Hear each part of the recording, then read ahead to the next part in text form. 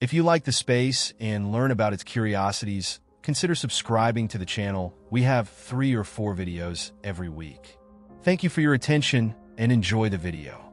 The solar system, our cosmic neighborhood, offers an endless array of captivating phenomena. From the dynamic environments of planets to the mysteries lurking in distant corners, each celestial body tells a story filled with astonishing detail.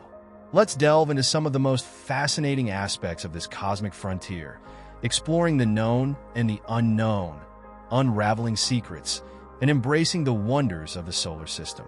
At first glance, the solar system might appear as a static collection of planets and moons orbiting the sun. However, it is far from being a tranquil place.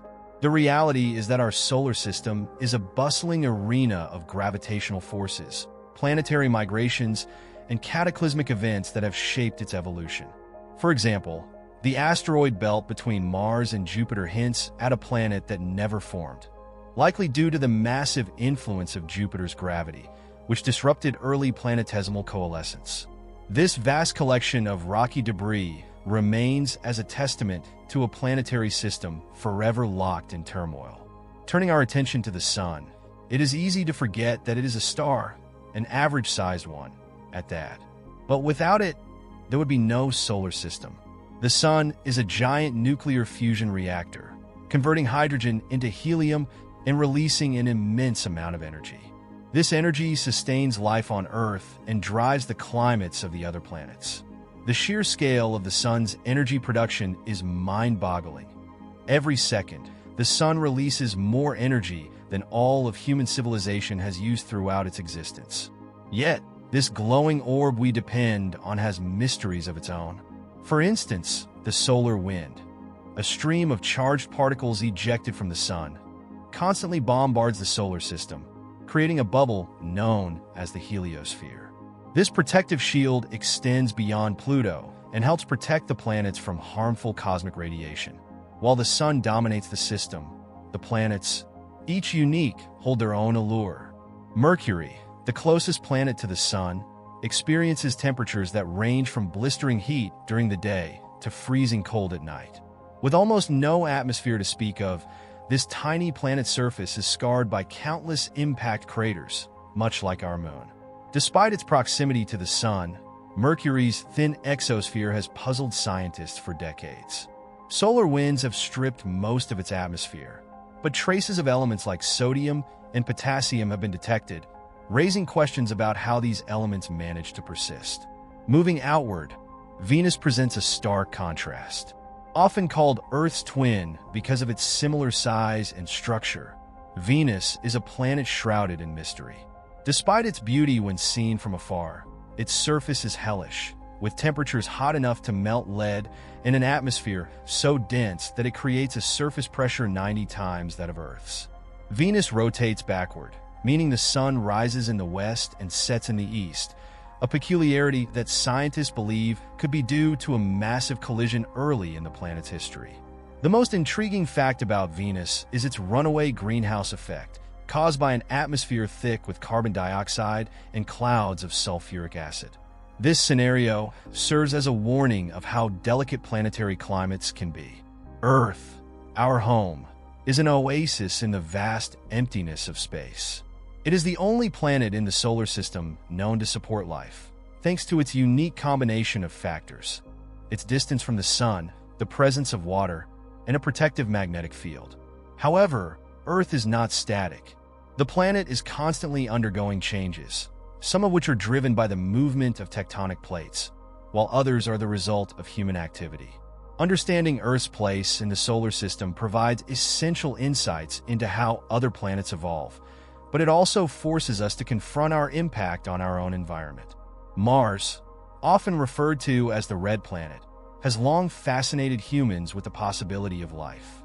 Although current evidence suggests that if life existed, it did so in Mars' distant past, the planet's landscape holds clues to a time when rivers and lakes might have flowed across its surface. Today, Mars is cold and barren, with dust storms that can engulf the entire planet. However, The presence of frozen water at its poles and traces of water beneath its surface continues to fuel hopes of future human exploration and potential colonization. The discovery of methane plumes in Mars' atmosphere has sparked debates about whether these could be signs of microbial life or simply the result of geological processes.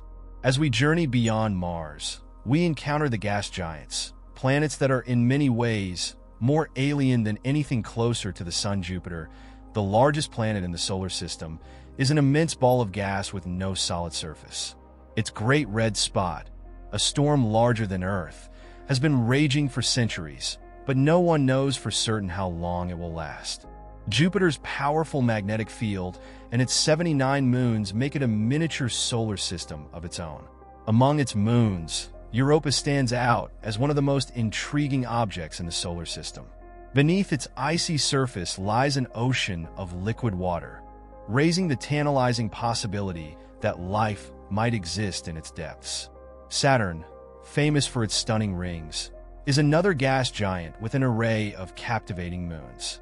The rings themselves are composed of ice, rock, and dust, and their origin is still debated. One theory suggests that the rings might be the remnants of a moon or comet that was torn apart by Saturn's gravity. Saturn's moon Enceladus is particularly fascinating because it, too, may harbor an ocean beneath its icy crust.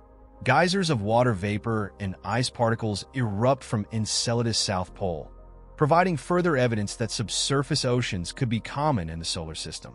Uranus and Neptune, the ice giants, offer a different perspective on planetary composition. Both planets are made up mostly of water, ammonia, and methane ices, giving them a bluish appearance.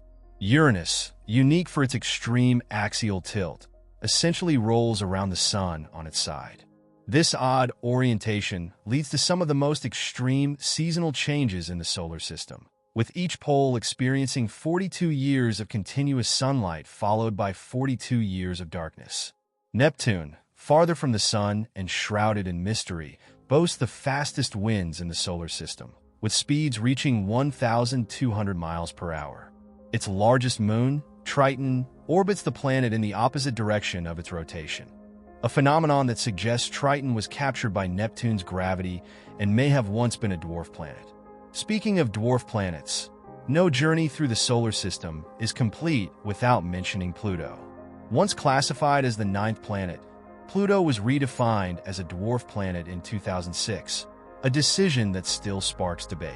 Despite its demotion, Pluto remains one of the most fascinating objects in the outer solar system. When NASA's New Horizons mission flew past Pluto in 2015, it revealed a surprisingly complex world with vast plains of nitrogen ice, towering mountains made of water ice, and a thin atmosphere that expands and contracts as Pluto moves closer to or farther from the Sun.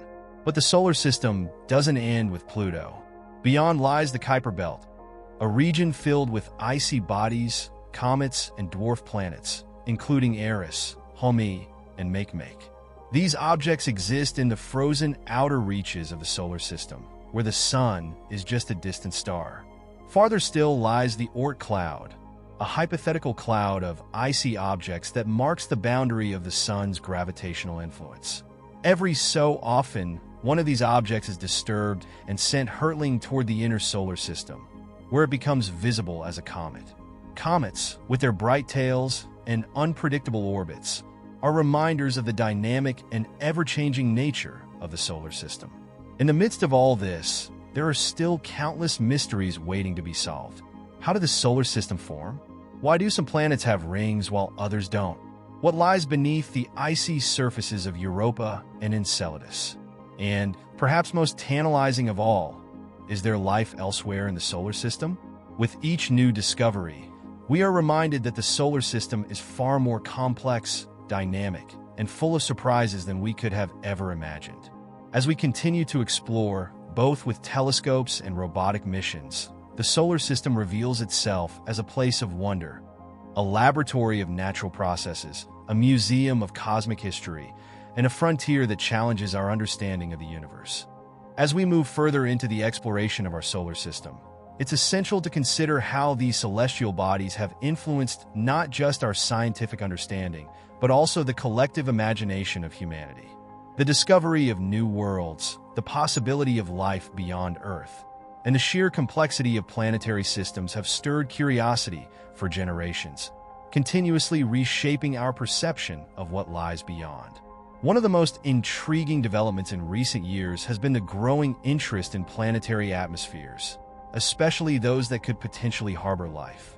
The thin veil of gases that surround many planets and moons is not just a protective layer, but also a window into the history and evolution of these celestial objects. Studying atmospheres allows scientists to decode the processes that have shaped planets and could help answer the burning question: are we alone in the universe? Venus, for example, has become a focal point for atmospheric studies in recent years. Although its surface is a scorching, inhospitable inferno, the planet's upper atmosphere has raised eyebrows. In 2020, researchers detected phosphine gas in the clouds of Venus, a compound that, on Earth, is associated with biological activity. This sparked an intense debate over whether the detection was accurate, and if so, what processes could produce such a gas on a planet where the surface conditions seem hostile to life. While some argue that the phosphine could be the result of unknown geological processes, others suggest that it might indicate microbial life in the cooler, high-altitude clouds of Venus. This possibility continues to fuel interest in further exploration, with new missions planned to study the planet's atmosphere in greater detail. While Venus offers a tantalizing hint of possible life, the exploration of Mars has taken center stage in the search for habitable environments. With several missions currently active on the Red Planet, including NASA's Perseverance rover and China's Tianwen-1, Mars has become a proving ground for cutting-edge technology and scientific inquiry. The primary goal of these missions is to search for signs of past life and to better understand the planet's geology and climate. Perseverance, in particular, is equipped with instruments designed to collect and store samples that could one day be returned to Earth for analysis. These samples could hold evidence of ancient microbial life, preserved in Mars' rocky terrain. One of the most exciting discoveries on Mars is the evidence of ancient water. While the planet's surface is dry today, features such as dried-up river valleys, lake beds, and the polar ice cap suggest that Mars once had a much more temperate climate. This has led scientists to speculate that, billions of years ago, Mars may have had liquid water on its surface for extended periods, possibly long enough for life to develop. Additionally, recent radar observations have suggested that there could still be liquid water trapped beneath Mars' polar ice caps, although the nature and extent of this water remain hotly debated. But Mars is not the only place in the solar system where water, the essential ingredient for life as we know it, exists. The moons of the gas giants, particularly Europa, Ganymede, and Enceladus, are also believed to harbor vast oceans beneath their icy surfaces. Europa, one of Jupiter's largest moons, has long captivated scientists with its smooth, icy crust that seems to cover a subsurface ocean. The heat generated by tidal forces as Europa orbits Jupiter could keep this ocean liquid, raising the possibility that microbial life might exist in the depths. Future missions, such as NASA's Europa Clipper, aim to investigate this moon's icy shell and search for signs of life beneath it. Saturn's moon Enceladus has also emerged as a top candidate in the search for extraterrestrial life. In 2005, NASA's Cassini spacecraft discovered plumes of water vapor erupting from Enceladus' south pole. These geysers suggest that a subsurface ocean exists beneath the moon's icy exterior. An analysis of the plume material has revealed the presence of organic compounds, chemicals that are the building blocks of life. The combination of water, heat, and organic molecules makes Enceladus one of the most promising places to search for life in our solar system. While moons like Europa and Enceladus offer tantalizing clues, Jupiter and Saturn themselves, the gas giants of the solar system, have their own set of mysteries. Jupiter's atmosphere, for example, is a swirling cauldron of hydrogen, helium, and trace amounts of other gases.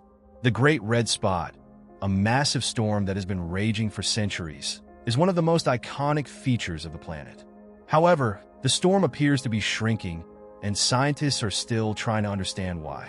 The dynamics of Jupiter's atmosphere are incredibly complex, with jet streams, storms, and atmospheric layers interacting in ways that are still not fully understood. The planet's powerful magnetic field and its effect on its moons add another layer of complexity to this giant system. Saturn, with its awe-inspiring rings, presents another set of challenges and questions for scientists. The rings, composed of ice and rock, are one of the most striking features in the solar system, but their origin remains a topic of debate. Some scientists believe that the rings are the remnants of a moon or comet that was torn apart by Saturn's gravity, while others suggest that they could be the remains of material that never coalesced into a moon. Recent studies have shown that the rings are slowly disintegrating, with particles raining down onto Saturn's surface, leading scientists to speculate that the rings may disappear entirely over the next few 100 million years. Moving outward, Uranus and Neptune, often referred to as the ice giants, offer a glimpse into a different class of planetary systems. Unlike Jupiter and Saturn, these planets are composed mostly of water, ammonia, and methane, giving them their characteristic blue hues. Uranus, with its extreme axial tilt, presents one of the most unusual rotations in the solar system, essentially rolling around the Sun on its side. This tilt is likely the result of a colossal collision with another object early in the planet's history. The seasonal changes caused by this tilt are dramatic, with one hemisphere of Uranus plunge into darkness for decades at a time before slowly emerging into sunlight. Neptune, the farthest planet from the Sun, is often overshadowed by its more prominent neighbors, but it is no less fascinating. Neptune's atmosphere is home to some of the fastest winds in the solar system, reaching speeds of up to 1,200 miles per hour. The planet also has a mysterious dark spot, similar to Jupiter's Great Red Spot, which appears and disappears periodically. Neptune's largest moon, Triton, orbits in the opposite direction of the planet's rotation, suggesting that Triton may have been captured by Neptune's gravity and could have once been a dwarf planet in its own right. Speaking of dwarf planets, Pluto continues to capture the public's imagination despite its reclassification in 2006. The New Horizons mission, which flew past Pluto in 2015, revealed a world far more complex than anyone had anticipated. From the towering ice mountains to the vast plains of nitrogen ice, Pluto's surface is a geological wonderland. The discovery of Pluto's thin atmosphere, which expands and contracts as the dwarf planet moves closer to and farther from the Sun, has challenged our understanding of what is possible in the outer reaches of the solar system. Beyond Pluto lies the Kuiper Belt, a region filled with icy bodies and dwarf planets that represent the remnants of the early solar system. Objects like Eris, Haumea, and Makemake, though far smaller than the planets, provide critical clues to the formation of the solar system. These icy worlds, along with the comets that occasionally venture into the inner solar system, act as time capsules, preserving the conditions of the early solar nebula. As we look even farther, we encounter the hypothetical Oort cloud, a distant reservoir of comets that may extend halfway to the nearest star. The Oort cloud represents the outermost boundary of the Sun's influence, and it is from this distant region that long-period comets are thought to originate. These comets, which take thousands of years to complete an orbit around the Sun, occasionally make spectacular appearances in the night sky, offering a rare glimpse of the farthest reaches of our solar system. The more we explore, the more we realize how little we truly know. Each new discovery adds to the complexity of the solar system and raises new questions. How do planets form and evolve? Why do some moons harbor oceans while others are dry? What processes shape the atmospheres of gas giants? And, most importantly, are we on the verge of discovering life beyond Earth? The solar system, with all its diversity and mystery, continues to be a source of wonder and inspiration. As we venture deeper into the outer reaches of the solar system, the landscape becomes increasingly dominated by mysteries that challenge our understanding of planetary science. While the inner planets have been the focus of much exploration, the objects lurking in the farthest corners, beyond Neptune, have sparked new questions about the formation and evolution of our solar neighborhood. The Kuiper Belt and the scattered disk, filled with icy worlds and dwarf planets, represent the final frontier of the known solar system. And yet, even farther lies the possibility of a hidden world, the hypothetical Planet 9. Planet 9 is a concept that has gained momentum in recent years, sparked by the peculiar orbits of certain trans-Neptunian objects, TNOs.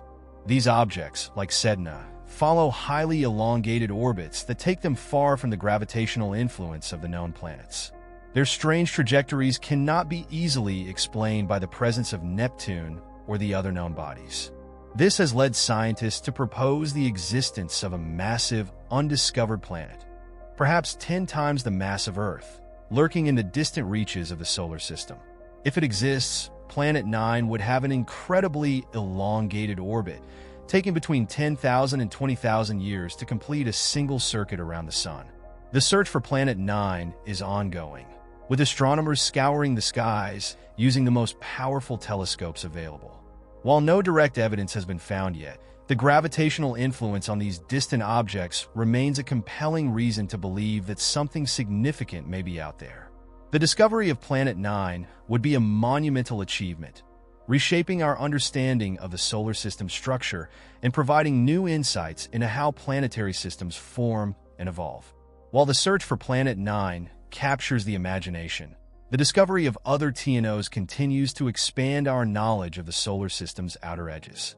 One of the most fascinating of these is Eris, a dwarf planet that is nearly the same size as Pluto. Eris was discovered in 2005, and its detection played a key role in the decision to reclassify Pluto as a dwarf planet.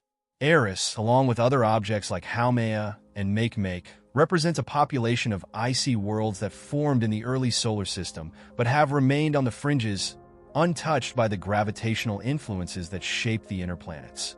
The Kuiper Belt, where these objects reside, is a vast region that extends beyond Neptune, filled with icy bodies that are remnants from the early solar system. The discovery of these dwarf planets and other Kuiper Belt objects, KBOs, has challenged the traditional view of the solar system as a neatly ordered collection of planets. Instead, the outer regions of the solar system are a chaotic mix of objects with highly varied orbits, some of which hint at interactions with yet undiscovered forces. One of the most significant discoveries to come from the Kuiper Belt is that it contains not only icy, rocky bodies but also the building blocks of life. Organic molecules have been detected on several KBOs, including Pluto and Charon, its largest moon. These molecules are similar to those that scientists believe may have contributed to the development of life on Earth. The presence of such compounds so far from the Sun suggests that the ingredients for life may be widespread throughout the solar system, and possibly even the galaxy. As we look beyond the Kuiper Belt, we encounter the Oort cloud, a hypothetical shell of icy bodies that surrounds the solar system at a distance of up to 100,000 astronomical units (AU).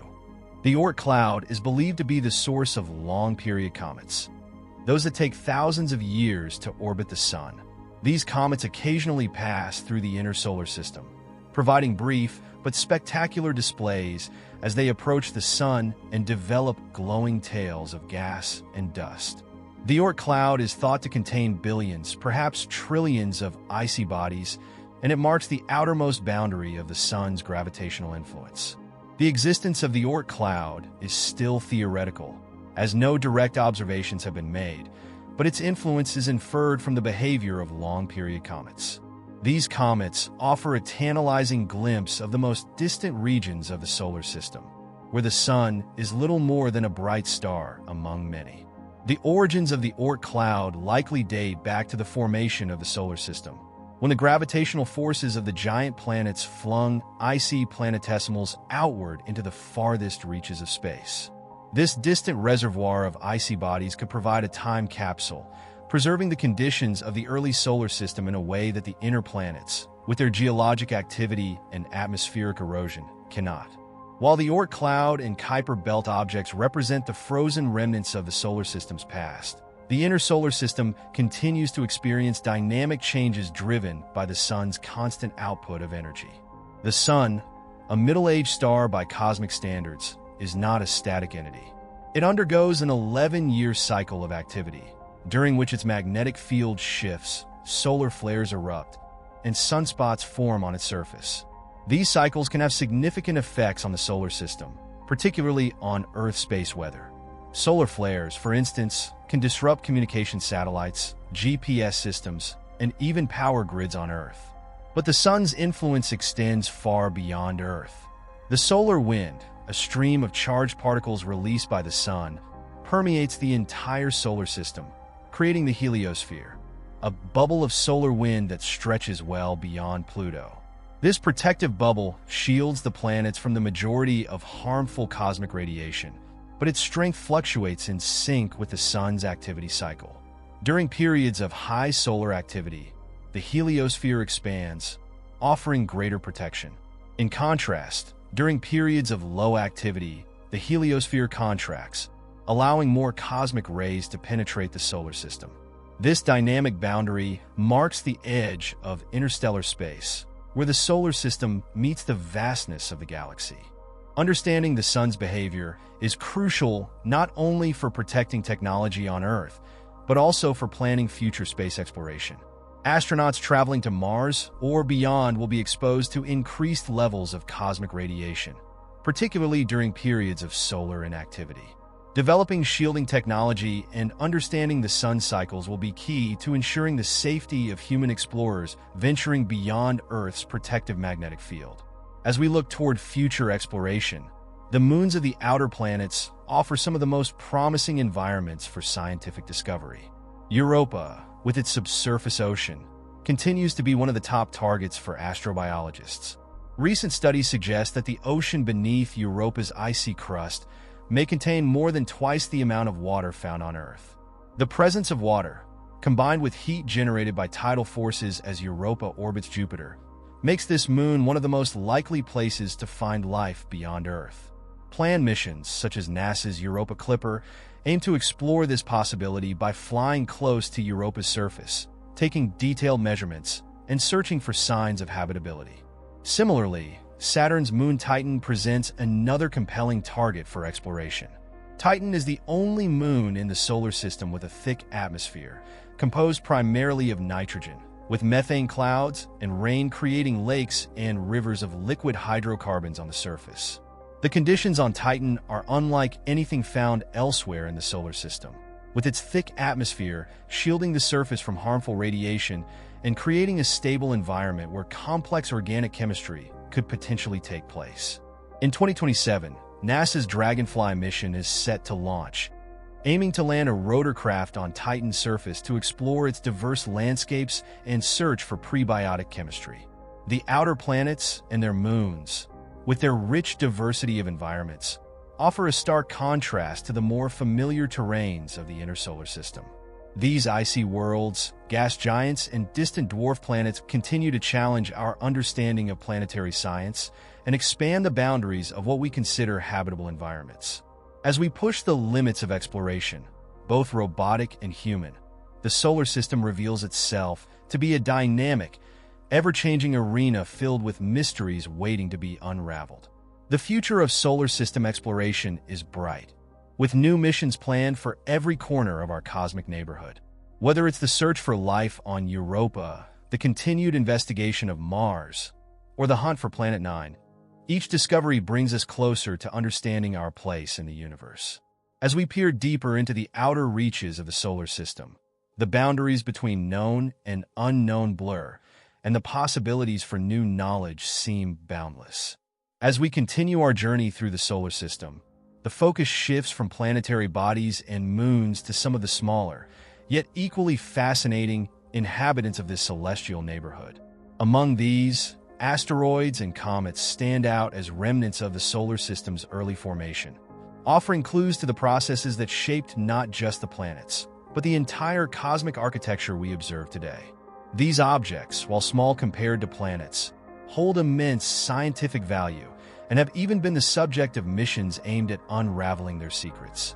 Asteroids, often described as the building blocks of the solar system, are primarily found in the asteroid belt between Mars and Jupiter. This region is a vast, rocky expanse containing millions of objects, ranging from tiny pebbles to massive bodies hundreds of kilometers in diameter. Ceres, the largest object in the asteroid belt, is classified as a dwarf planet due to its size and rounded shape. Despite being small compared to planets, Ceres presents an intriguing world of its own, with evidence suggesting it may have water ice beneath its surface. Recent studies even hint at the possibility of transient water vapor escaping from Ceres, raising the question of whether it might possess some geologic activity.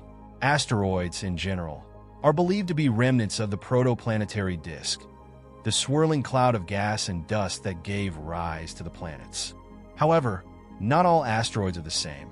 They vary widely in composition, with some being primarily rocky, while others contain large amounts of metal or carbon-rich materials. The diversity of these bodies provides insight into the conditions that existed in the early solar system.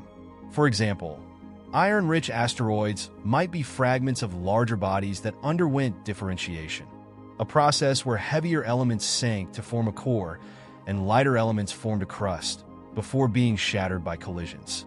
Collisions are, in fact, a defining feature of the history of the solar system, and asteroids play a key role in this violent narrative. Impacts between asteroids and planets have left their mark on many worlds, including Earth. The most famous of these impacts is the one that contributed to the extinction of the dinosaurs around 66 million years ago. A massive asteroid, roughly 10 kilometers in diameter, slammed into what is now the Yucatan Peninsula in Mexico, creating the Chicxulub crater and unleashing global environmental changes. This event reminds us of the dynamic and sometimes destructive nature of the solar system. In recent years, asteroids have garnered attention not only for their scientific importance, but also for their potential as future resources. Many asteroids contain valuable metals such as platinum, nickel, and iron that could be mined to support space exploration and, eventually, human colonies on other planets.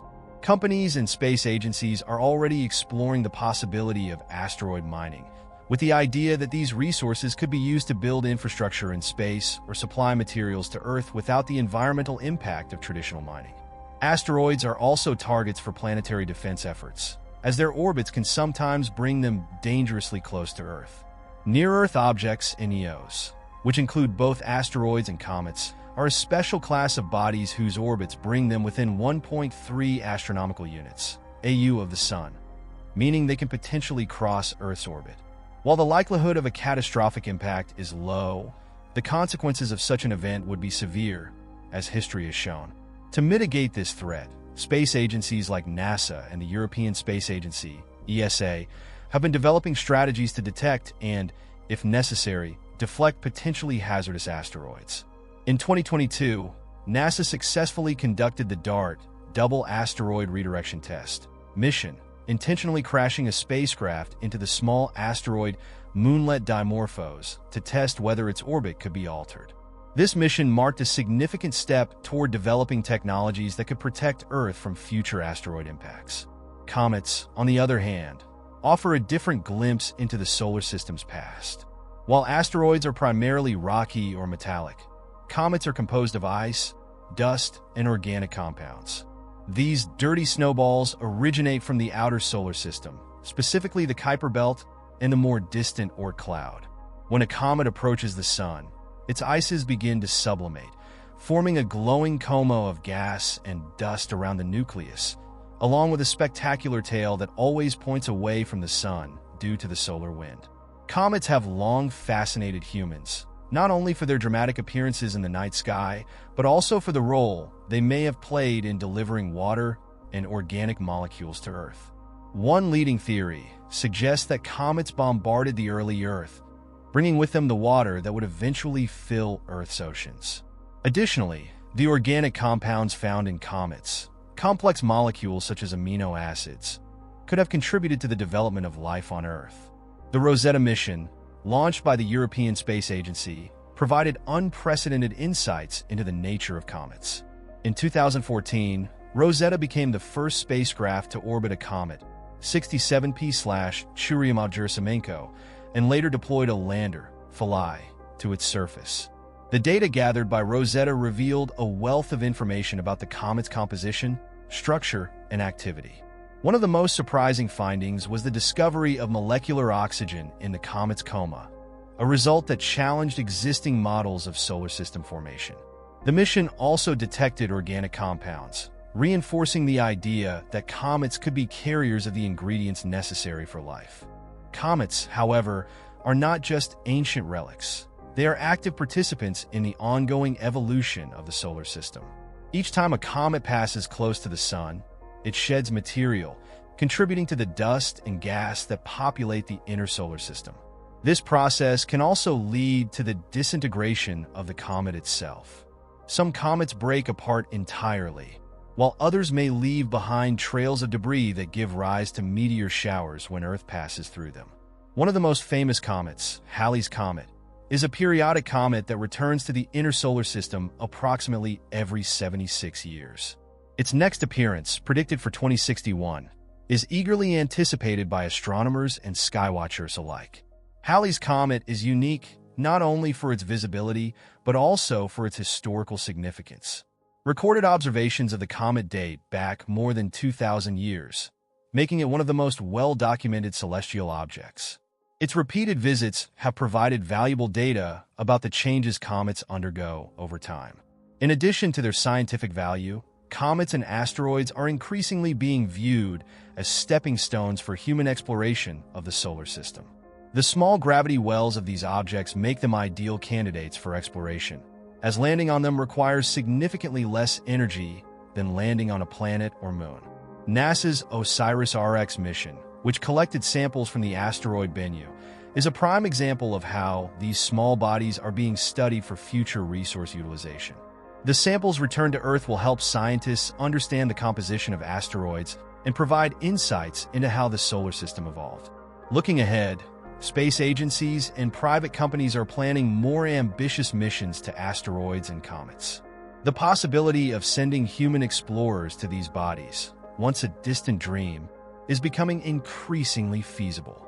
Missions to these objects could serve as test beds for technologies that will eventually be used to explore Mars, the moons of the outer planets, and even beyond the solar system. The solar system is not a static place. It is a dynamic, ever-changing environment where small objects like asteroids and comets play crucial roles in shaping planetary surfaces, delivering essential ingredients for life, and providing windows into the solar system's distant past. As we continue to explore these fascinating objects, we are reminded that the history of the solar system is still being written, and that the next great discovery may be just around the corner, waiting to be found on the surface of an asteroid or hidden within the icy core of a distant comet. The more we learn, the more we realize how interconnected everything in the solar system is. Asteroids, comets, planets, moons, and even the sun itself are all part of a vast, interrelated system that has been evolving for billions of years. As we uncover the secrets of these small bodies, we gain a deeper understanding of the forces that have shaped not only our own world, but also the countless other worlds that orbit our star. The future of solar system exploration promises to be as thrilling and unpredictable as its past, with each new mission pushing the boundaries of what we know and opening up new possibilities for discovery. As we push the boundaries of exploration further into the solar system, a topic that continually captures the imagination of both scientists and the general public is the prospect of human colonization beyond Earth. This ambitious endeavor has long been the stuff of science fiction, but recent advances in technology, coupled with an ever-growing understanding of the challenges posed by space travel, are bringing the idea closer to reality. The dream of establishing human outposts on other planets, particularly Mars, is not only becoming more feasible, but also increasingly necessary as we look to ensure the survival of humanity in the face of potential global threats. Mars, often regarded as the most viable candidate for human colonization, has been the focus of numerous studies and missions aimed at understanding its environment and assessing its habitability. The planet offers several advantages. Its day length is similar to Earth's. Its gravity is about 38% that of Earth's, enough to potentially sustain human physiology, and it possesses resources like water ice that could be crucial for sustaining a human presence. Despite these promising factors, Mars remains a hostile environment. Its thin atmosphere, composed mostly of carbon dioxide, provides little protection from harmful radiation and is incapable of supporting human life as it currently exists. However, the challenges of colonizing Mars are not insurmountable. Recent advancements in life support systems, habitat design, and in situ resource utilization (ISRU) technologies are paving the way for sustained human presence on the red planet. ISRU, in particular, holds the key to making Mars colonization possible. This technology focuses on using the local resources available on Mars, such as extracting water from ice or the atmosphere and converting carbon dioxide into oxygen, to reduce the need for supplies from Earth. NASA's Perseverance rover, for instance, has already begun testing the MOXIE experiment, which successfully produced oxygen from the Martian atmosphere. This breakthrough is an early step in what will eventually be the infrastructure needed to support long-term human missions. Another key factor in establishing a colony on Mars is developing effective radiation shielding. Mars lacks a global magnetic field, and its atmosphere is too thin to block out cosmic rays and solar radiation, both of which pose significant health risks to astronauts. Various strategies are being explored to mitigate this issue, including building habitats underground or covering surface structures with regolith, Martian soil, to act as a protective barrier. Research is also being conducted into the use of magnetic fields and advanced materials to create shields against radiation. But why Mars of all places? Beyond its relative proximity to Earth and its similarities in terms of day length and gravity, Mars represents the next logical step for human exploration. Its potential for past or present life, geological diversity, and resource availability make it an exciting target. Moreover, establishing a foothold on Mars would serve as a stepping stone for more ambitious missions into the outer solar system. If we can solve the problems of living and working on Mars, we will be well prepared for future exploration of more distant worlds. While Mars is the primary focus of colonization efforts, the Moon is another critical destination. Lunar exploration is seen as a necessary precursor to Mars missions, providing an opportunity to test technologies and strategies in a harsh but relatively accessible environment. NASA's Artemis program aims to return humans to the Moon by the mid-2020s, with the goal of establishing a sustainable presence by the end of the decade. The lessons learned from living and working on the Moon, such as building habitats, managing resources, and conducting scientific research, will be essential for future Mars missions. The Moon also offers abundant resources, such as water ice at its poles, which can be used to produce fuel and sustain life, potentially turning it into a staging ground for deeper space exploration. The Moon's proximity to Earth allows for shorter, more manageable missions, which can serve as training for the longer, more complex journey to Mars. In addition to testing technologies, lunar missions will provide valuable insights into the psychological and physical effects of long-term space travel. Although the lunar environment is vastly different from Mars, the isolation, reduced gravity, and exposure to radiation present similar challenges that can help inform future Mars exploration. While Mars and the Moon are the most talked-about destinations for human exploration, other intriguing locations within the solar system are also being considered for human outposts. One of the most fascinating is the moons of Jupiter and Saturn, particularly Europa and Titan, both of which offer unique environments that could support life in some form or serve as future exploration targets. Europa, one of Jupiter's largest moons, has captured attention because of the vast ocean believed to exist beneath its icy crust. The presence of liquid water, combined with heat generated by tidal forces from Jupiter's gravity, makes Europa a prime candidate in the search for extraterrestrial life. While colonizing Europa presents enormous technical challenges, such as drilling through kilometers of ice to reach the subsurface ocean, it represents an exciting long-term goal for human space exploration. The icy surface could provide materials for building habitats, while the ocean below offers a potential source of water and perhaps even a biological ecosystem that could one day be studied by human explorers. Titan, Saturn's largest moon, presents a different but equally fascinating prospect. With its thick atmosphere of nitrogen and methane, Titan is one of the most Earth-like bodies in the solar system, despite its extreme cold. The atmosphere provides some protection from radiation, and the surface is dotted with lakes and rivers of liquid methane and ethane. While humans couldn't survive on Titan without life support systems, the availability of hydrocarbons could potentially be harnessed for fuel. The low gravity and dense atmosphere also make Titan an interesting place to explore by flight, something NASA's upcoming Dragonfly mission aims to demonstrate with its rotorcraft lander. Titan's unique environment makes it a compelling target for scientific study and could one day support human exploration. The concept of space colonization also forces us to consider the ethical and practical implications of expanding humanity's reach beyond Earth. The potential for contaminating other worlds, either with Earth-based microbes or through the introduction of human activity, is a significant concern. Any missions to Mars, Europa, or other potentially habitable worlds must carefully balance the desire for exploration with the responsibility to preserve these environments. Planetary protection protocols, designed to prevent contamination, will play a critical role in ensuring that we do not inadvertently harm ecosystems that might exist on other worlds. Additionally, the long-term sustainability of human colonies in space will require addressing issues of governance, resource management, and the psychological well-being of those living far from Earth.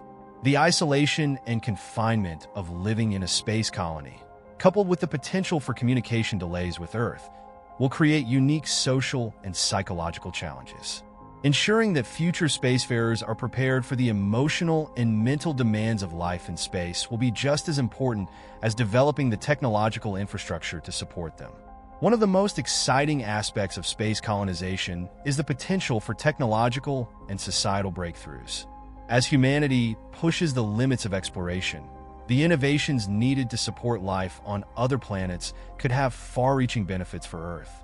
Technologies developed to sustain life in harsh environments, such as advanced life support systems, renewable energy sources, and efficient waste recycling, could be adapted for use on Earth, helping to address global challenges like climate change and resource scarcity. Furthermore, the effort to colonize space could foster greater international collaboration. Much like the International Space Station, ISS, which brought together space agencies from around the world, future missions to Mars or the Moon will likely be cooperative ventures. The scale of these missions, both in terms of cost and complexity, will require the expertise and resources of multiple nations and private companies working together. This spirit of cooperation could extend beyond space exploration, promoting peace and unity on Earth as humanity works toward a common goal. As we look to the future, the dream of establishing human colonies in space is no longer a distant fantasy. The progress being made today in fields like aerospace engineering, robotics, and life sciences is setting the stage for the next great era of exploration. Whether on Mars, the Moon, or the moons of the outer planets, the prospect of humans living and thriving beyond Earth is becoming increasingly tangible. Each new mission, each technological advancement, brings us one step closer to the realization of this bold vision. The exploration of the solar system is not just about answering scientific questions. It is about expanding the boundaries of human experience and ensuring the long-term survival of our species. As we venture out into the cosmos, we are not just seeking new frontiers, we are safeguarding the future of humanity. The solar system offers a vast, uncharted expanse filled with opportunities for discovery, growth, and perhaps even a new home. As we continue to expand our knowledge of the solar system, another significant aspect of exploration emerges: the quest to understand the formation of planetary systems and the processes that shaped not only our solar system, but also others throughout the galaxy. Planetary formation, while now understood more thoroughly thanks to modern observations and simulations, remains one of the most complex phenomena in astrophysics. Our own solar system, with its vast diversity of planets, moons, asteroids, and comets, provides a natural laboratory for studying these processes. However, it's the comparison between our system and the thousands of exoplanetary systems we've discovered that truly opens new frontiers in understanding how solar systems form and evolve. At the heart of this quest is the study of the protoplanetary disk, a rotating disk of gas and dust that surrounds a young star. Our solar system formed from such a disk about 4.6 billion years ago, and the remnants of this early environment are still observable in the form of comets, asteroids, and dwarf planets. Understanding how these primordial disks evolve into fully formed planetary systems is key to answering some of the most profound questions about our place in the universe. Why did our solar system develop in the way that it did? Why does Earth, with its life-sustaining conditions, exist in its particular orbit? And could similar systems, or even Earth-like planets, be common across the galaxy? The early stages of planetary formation involve the gradual coalescence of dust grains into larger and larger bodies, eventually forming planetesimals, small celestial objects that serve as the building blocks of planets. These planetesimals can collide and merge under the influence of gravity to form protoplanets. Over time, these protoplanets may gather additional material from the surrounding disk or collide with other protoplanets, ultimately forming fully fledged planets. This process is influenced by many factors, including the mass and composition of the protoplanetary disk, the gravitational interactions between forming planets, and the influence of nearby stars. One of the most intriguing mysteries of planetary formation is why the planets in our solar system are arranged the way they are. The inner planets, Mercury, Venus, Earth, and Mars, are small and rocky, while the outer planets, Jupiter, Saturn, Uranus, and Neptune, are much larger and composed mainly of gas and ice. This division between rocky and gaseous planets, known as the frost line, is believed to be a result of temperature gradients in the early solar system. Inside the frost line, close to the sun, it was too hot for volatile compounds like water and methane to condense into solid ice, so the inner planets formed from rock and metal.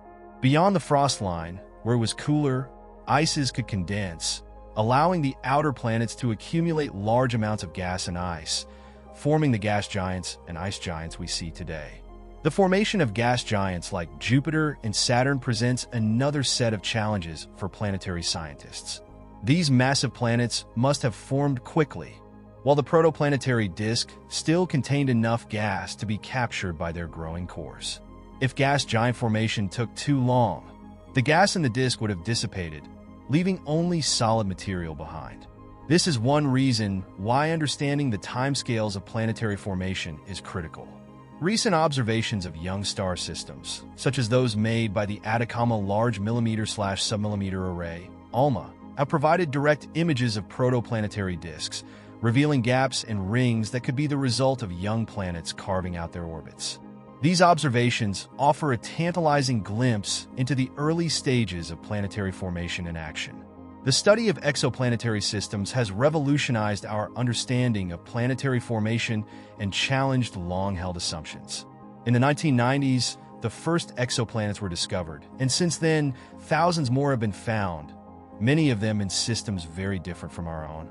Some of the most surprising discoveries include hot Jupiters, gas giants that orbit extremely close to their stars, and super-Earths, rocky planets larger than Earth but smaller than Neptune.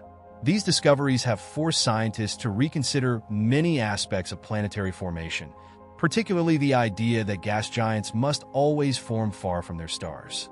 One of the leading theories to explain the presence of hot Jupiters and other unexpected planetary configurations is the concept of planetary migration.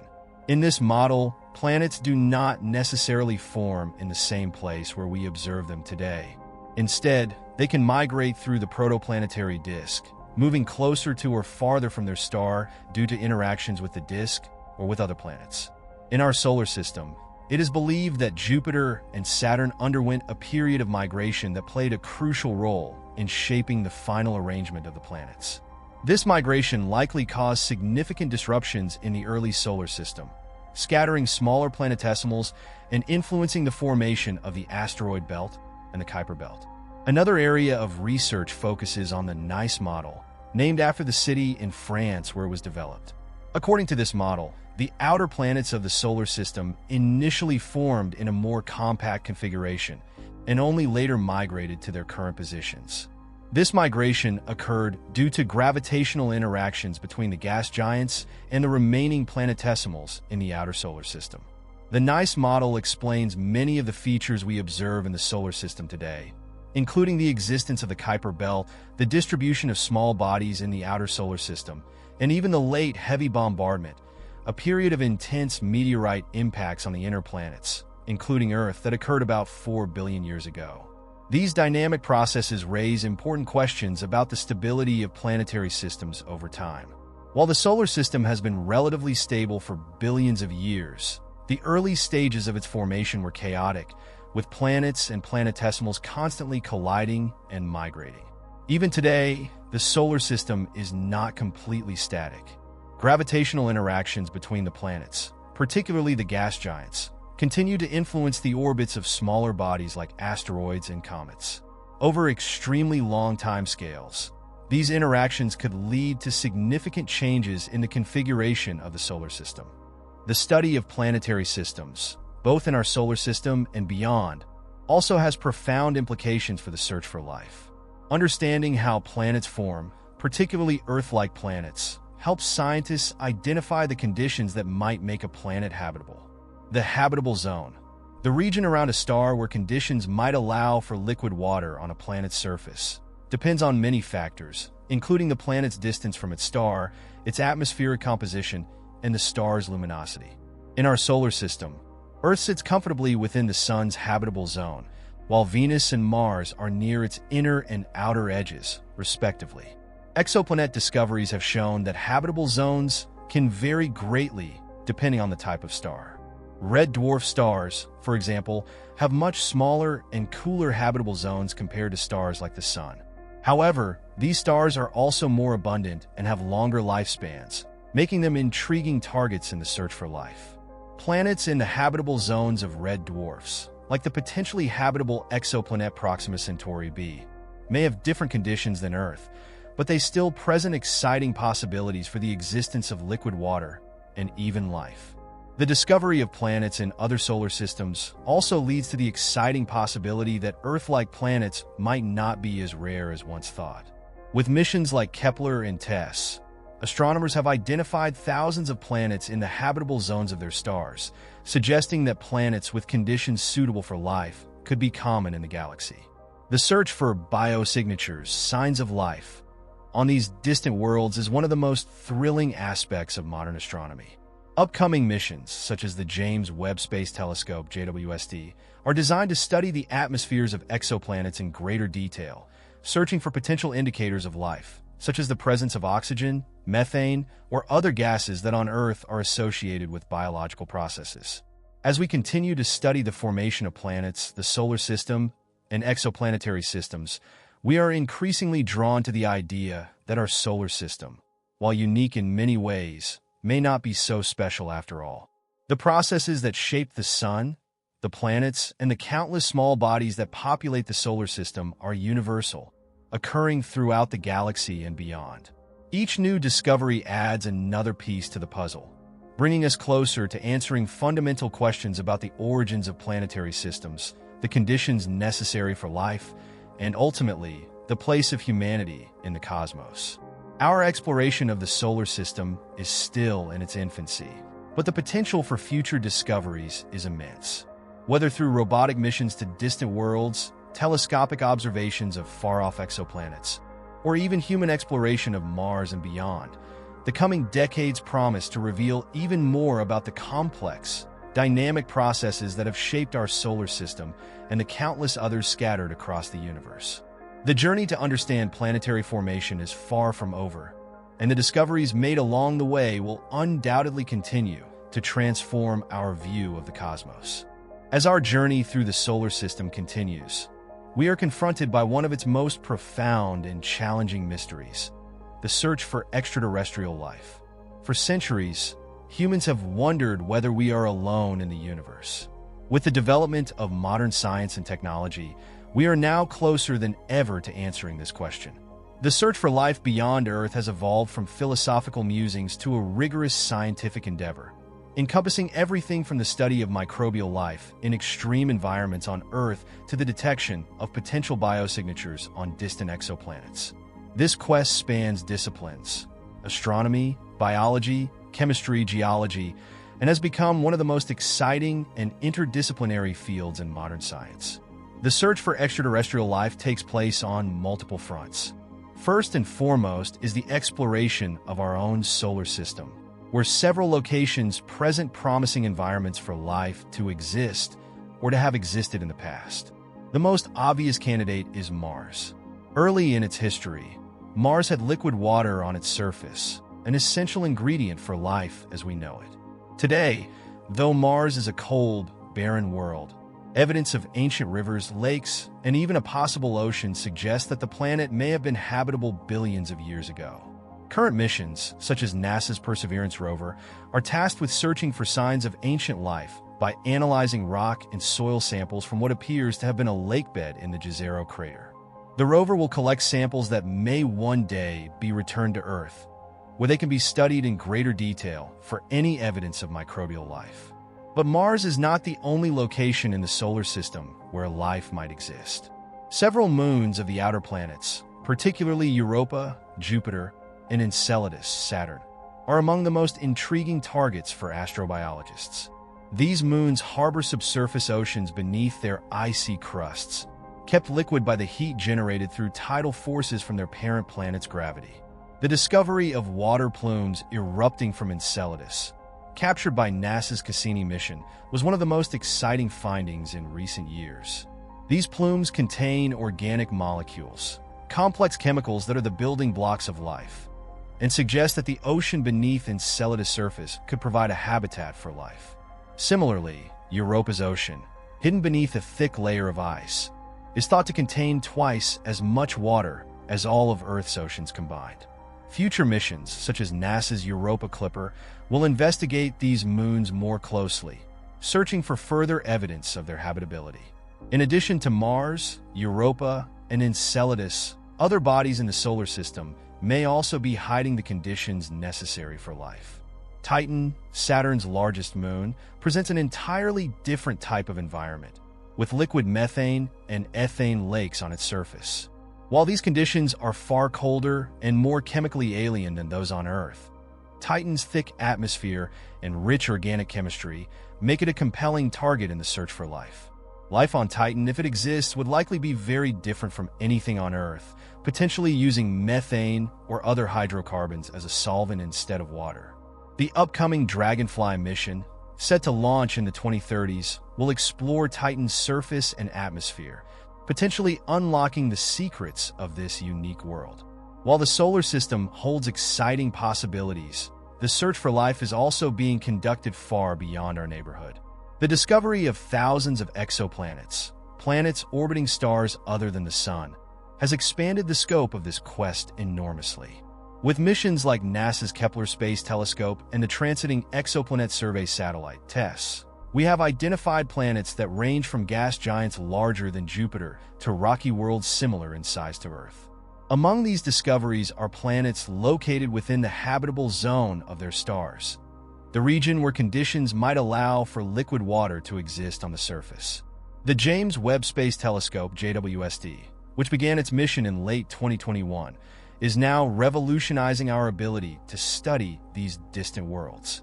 JWST can analyze the atmospheres of exoplanets in unprecedented detail, searching for potential biosignatures, gases like oxygen, methane, and carbon dioxide that, on Earth, are linked to biological activity. This ability to sniff the atmospheres of exoplanets opens up the possibility of detecting life on distant worlds, even if we cannot directly observe it. While finding clear biosignatures will be challenging, JWST's capabilities represent a significant step forward in this search. Beyond the direct search for biosignatures, the detection of technosignatures, indicators of advanced civilizations, is another fascinating avenue in the quest for extraterrestrial life. The search for extraterrestrial intelligence, SETI, which began in the 1960s, focuses on detecting radio signals or other forms of communication from intelligent alien civilizations. While no definitive signals have been detected so far, ongoing searches are expanding the range and sensitivity of our instruments. Recent developments in artificial intelligence and machine learning are also being applied to the search, allowing researchers to sift through massive amounts of data in the hope of identifying patterns that could indicate the presence of alien technology. The discovery of an alien civilization, or even microbial life on another planet, would be one of the most transformative events in human history. It would force us to reconsider our place in the universe and raise profound philosophical, ethical, and scientific questions. If we do find life elsewhere, it could take many forms, from simple, single-celled organisms to complex, intelligent beings. Understanding how life might develop under different conditions would also expand our understanding of biology and evolution, offering new insights into the diversity of life itself. The search for extraterrestrial life also forces us to confront the question of why, despite the vast number of stars and planets in the universe, we have yet to find any definitive evidence of life beyond Earth. This is known as the Fermi paradox, named after physicist Enrico Fermi, who famously asked, "Where is everybody?" Given the enormous size of the universe and the age of our galaxy, many scientists believe that advanced civilizations should have emerged by now. Yet, the universe appears silent. There are numerous theories to explain this paradox, ranging from the idea that intelligent civilizations are exceedingly rare to the possibility that they are avoiding or unable to communicate with us. One potential solution to the Fermi paradox is that life is common, but intelligent life is rare or short-lived. Civilizations may develop technology capable of interstellar communication, only to destroy themselves through war, environmental collapse, or other catastrophic events. Another theory is that advanced civilizations are simply too far away for us to detect, or that they use communication methods we have not yet discovered. Some have even suggested that advanced alien civilizations might be observing us without our knowledge, choosing not to interfere with the development of humanity, a concept known as the zoo hypothesis. Another intriguing possibility is that life exists in forms that we simply do not recognize. On Earth, life as we know it is carbon-based, dependent on water, and requires certain chemical and environmental conditions to thrive. However, life elsewhere could be based on entirely different biochemistries, such as silicon-based life or life that uses ammonia or methane instead of water. These forms of life might be so different from our own that we would not recognize them, even if we encountered them. Despite these challenges and uncertainties, the search for life continues, driven by the deep human desire to understand our place in the cosmos. Each new discovery, whether it be water on Mars, organic molecules in the plumes of Enceladus, or the detection of an exoplanet in a distant star system, brings us one step closer to answering the age-old question: are we alone? The implications of finding life, especially intelligent life, are profound. It could unite humanity in ways never before seen, as we come to terms with the fact that we are part of a larger cosmic community. At the same time, it could force us to confront difficult questions about how we interact with other civilizations. Should we make contact, or is it safer to remain hidden? The answers to these questions are not yet clear, but the mere possibility of finding life beyond Earth forces us to consider what it means to be human and what our future as a species might look like. The exploration of the solar system and the search for extraterrestrial life are deeply intertwined with the future of humanity. Whether or not we find life beyond Earth, the knowledge we gain from these endeavors will help shape our understanding of the universe and our place in it. As we continue to explore, both within our solar system and across the galaxy, the quest for life remains one of the most exciting and potentially transformative scientific pursuits of our time. The discoveries we make along the way, whether they confirm our uniqueness or reveal the existence of other life forms, will undoubtedly change the course of human history. As we continue our exploration of the solar system, we turn our attention to the technological advancements that are making this journey possible. Space exploration has always been driven by the limits of our technology, from the first successful missions to the moon to the robotic probes that now explore the far reaches of the solar system. Today, we stand at the brink of a new era, one defined by rapid innovation, increasing international collaboration, and the growing involvement of private industry in space travel. The future of solar system exploration will depend on the development of new propulsion systems, spacecraft designs, robotic technologies, and sustainable life support systems that can enable longer and more ambitious missions. One of the most significant areas of development is in propulsion technology. Current space travel is largely dependent on chemical rockets, which, while reliable, have significant limitations in terms of speed, efficiency, and range. For missions to distant destinations like Mars, chemical propulsion is simply not efficient enough to make regular human travel feasible. The journey to Mars, for example, could take 6 to 9 months using conventional rockets. This lengthy travel time exposes astronauts to prolonged radiation exposure, muscle and bone deterioration, and the psychological challenges of isolation. To address these challenges, scientists and engineers are working on several alternative propulsion technologies that could revolutionize space travel. One of the most promising is electric propulsion, which uses electrical energy to accelerate ions and generate thrust. While ion thrusters produce much lower thrust than chemical rockets, they are far more efficient, allowing spacecraft to reach higher speeds over time. This technology has already been successfully demonstrated in missions like NASA's Dawn spacecraft, which used ion propulsion to visit the asteroid Vesta and the dwarf planet Ceres. Electric propulsion could be a game-changer for long-distance missions, potentially reducing the travel time to Mars and beyond. Another exciting development is nuclear propulsion, which has the potential to drastically shorten travel times to distant planets.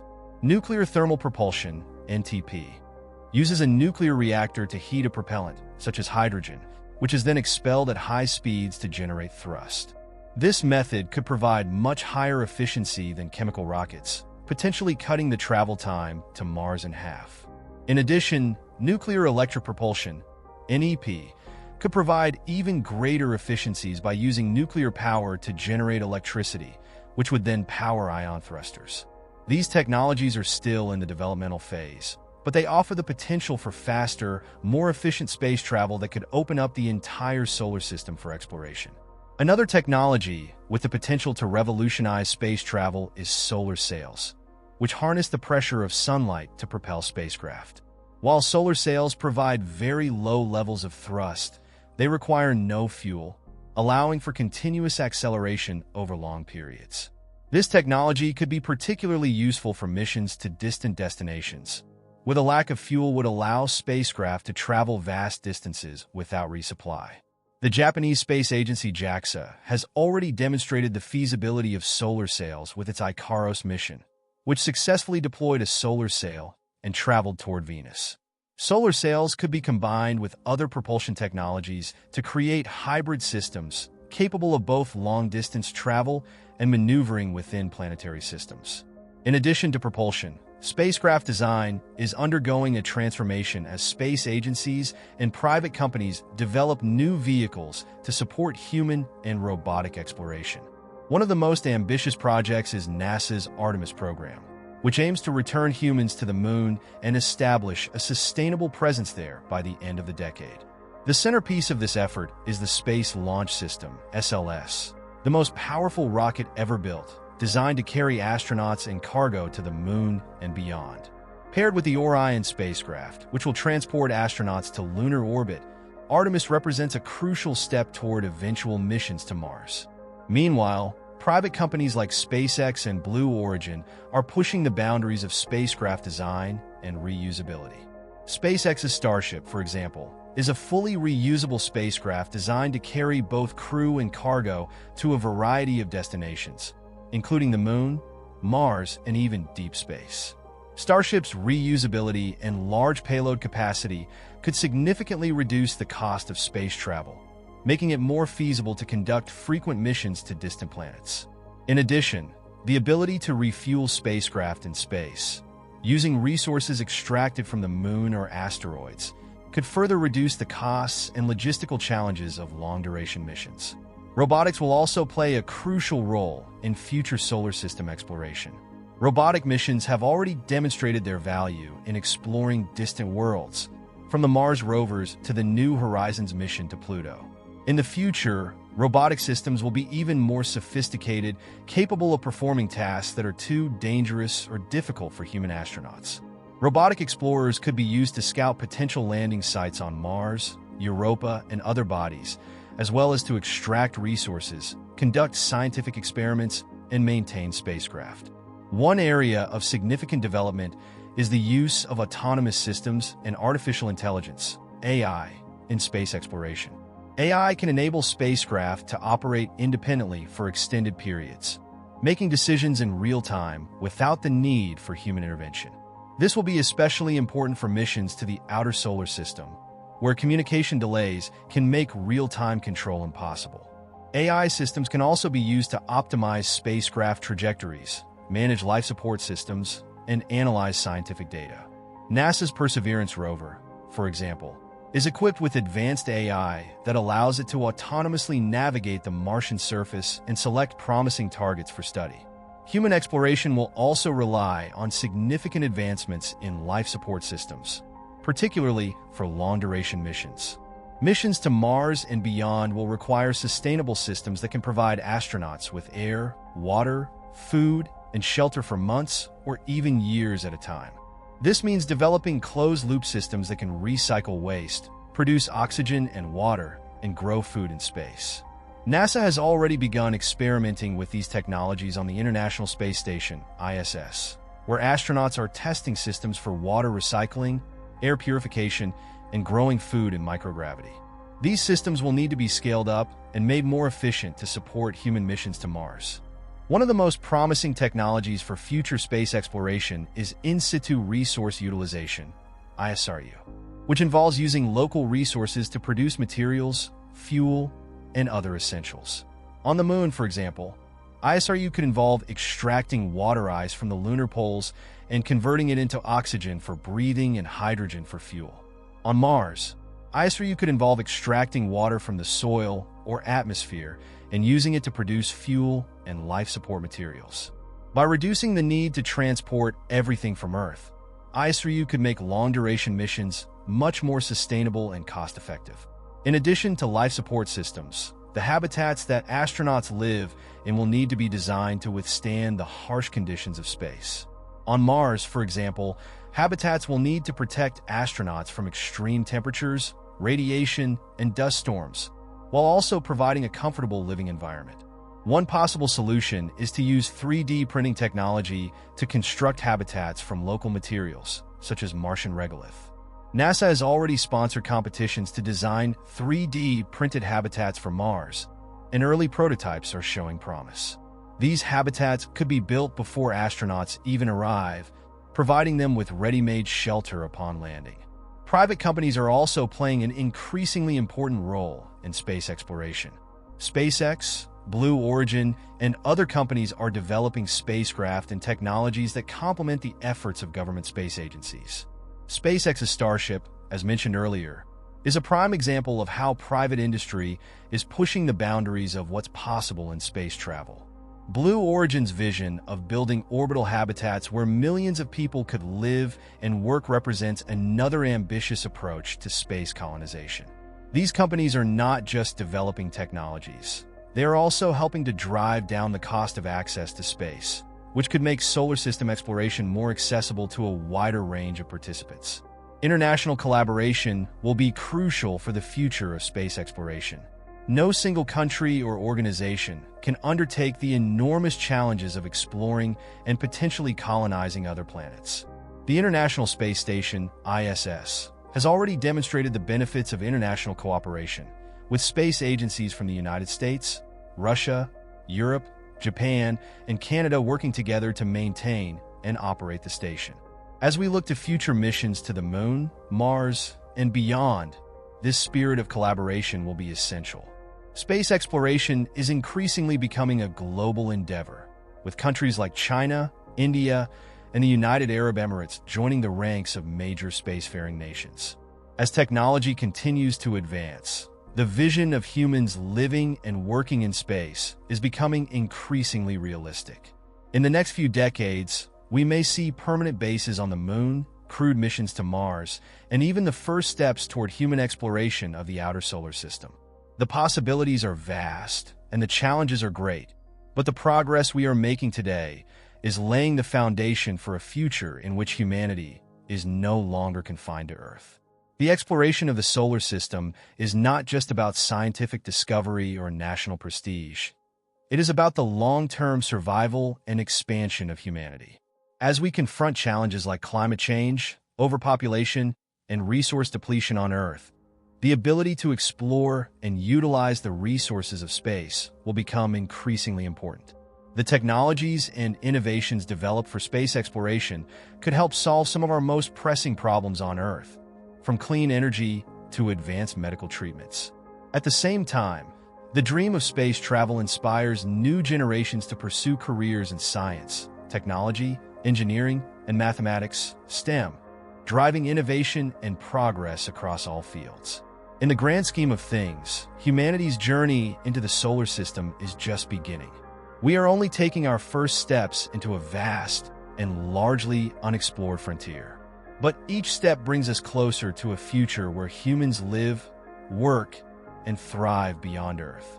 The solar system, with all its wonders and mysteries, beckons us forward. And with the technological advancements of today, that future is within our grasp. As we venture further into the future of solar system exploration, a key focus that emerges is the study of planetary defense.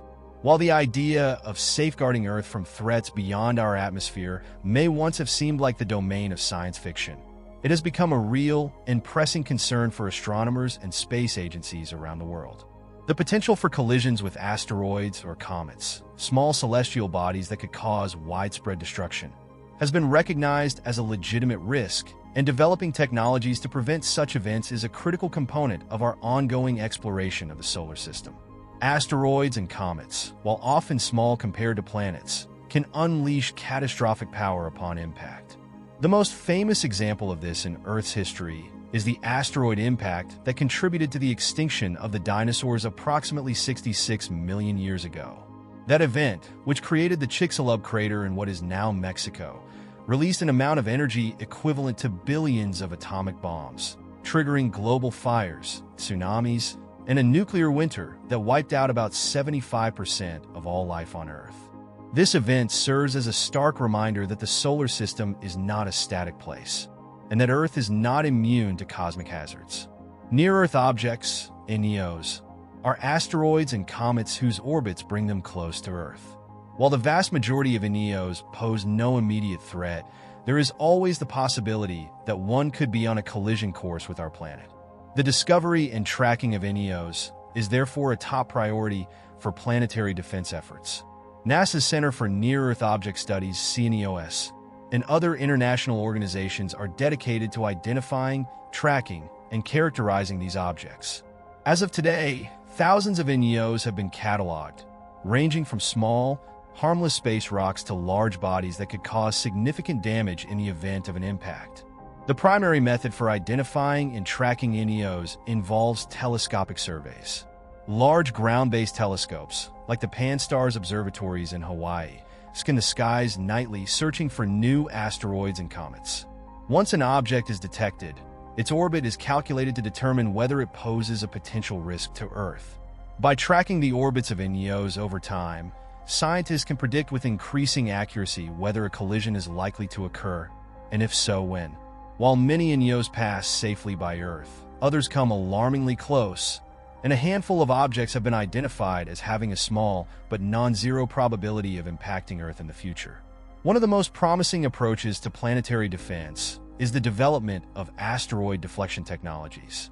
The goal is not to destroy the incoming object, which could create multiple smaller but still dangerous fragments, but rather to gently nudge it off its collision course. There are several potential methods for achieving this, each with its own advantages and challenges. One approach is known as the kinetic impactor technique. This involves sending a spacecraft to collide with the asteroid at high speed, imparting enough force to alter its trajectory. This method is relatively straightforward and has the advantage of being well within current technological capabilities. In fact, NASA successfully tested this concept with the DART Double Asteroid Redirection Test mission in 2022. DART targeted the small asteroid Moonlet Dimorphos, part of the binary asteroid system Didymos, and successfully impacted it. The goal of the mission was to measure how much Dimorpho's orbit was altered by the impact, providing valuable data that could be used to design future asteroid deflection missions. The results were promising, marking a significant milestone in planetary defense. Another potential method for deflecting an asteroid is the use of a gravity tractor. This approach would involve placing a spacecraft in close proximity to the asteroid and using the gravitational attraction between the two bodies to slowly change the asteroid's trajectory. The gravity tractor would not physically touch the asteroid, but would use its mass to gently tug the asteroid in a different direction over a long period. This method requires more time than a kinetic impactor, but has the advantage of being more controlled and predictable. A third approach under consideration is the use of nuclear devices to deflect asteroids. This does not involve blowing up the asteroid, but rather detonating a nuclear explosion near its surface to vaporize part of the asteroid's surface material. The vaporized material would act as a kind of jet, pushing the asteroid in the opposite direction. While this method is theoretically very effective, it comes with significant political and technical challenges, not the least of which is the use of nuclear weapons in space. Nevertheless, it remains an option for deflecting large, fast-moving asteroids that might not respond to other methods. In addition to deflection strategies, early warning systems are a crucial part of planetary defense. The earlier we detect a potential impactor, the more time we have to prepare and launch a deflection mission. This is why ongoing surveys of the sky are so important. In recent years, automated systems and AI have played an increasing role in asteroid detection, allowing astronomers to sift through massive amounts of data more quickly and accurately. With the advent of new, more powerful telescopes like the Rubin Observatory, which is set to begin operations in the next few years, our ability to detect and track NEOs is set to improve dramatically. While deflection technologies are being developed, there are also plans for mitigating the effects of an asteroid impact should one occur. Impact prediction models help scientists estimate the likely consequences of an asteroid strike, including the size of the impact crater, the energy released, and the resulting effects on the atmosphere and climate. These models are crucial for informing disaster preparedness plans, especially for regions that might be in the projected impact zone. Evacuations, civil defense strategies, and international cooperation would all play a role in minimizing the loss of life and damage in the event of an asteroid impact. Beyond planetary defense against asteroids, space agencies are also considering the threat posed by comets.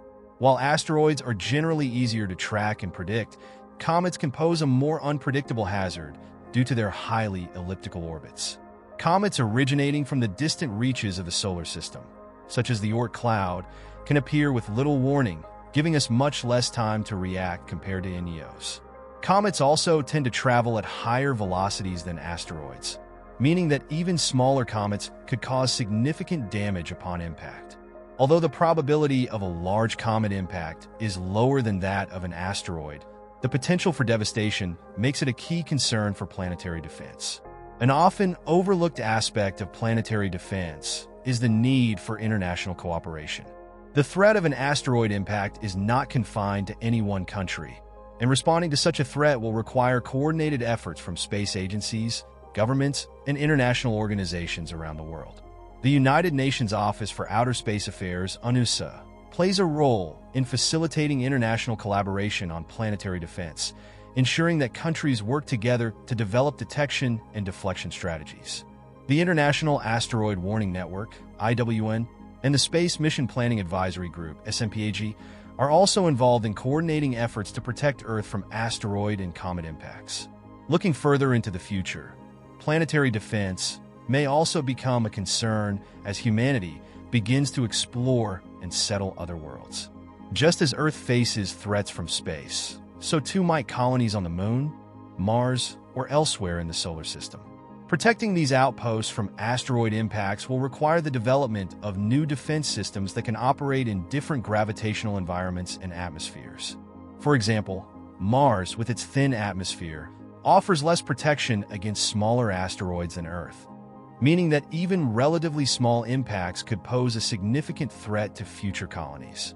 Developing asteroid detection and deflection technologies for use in space will be an essential part of ensuring the long-term survival of human settlements on other planets.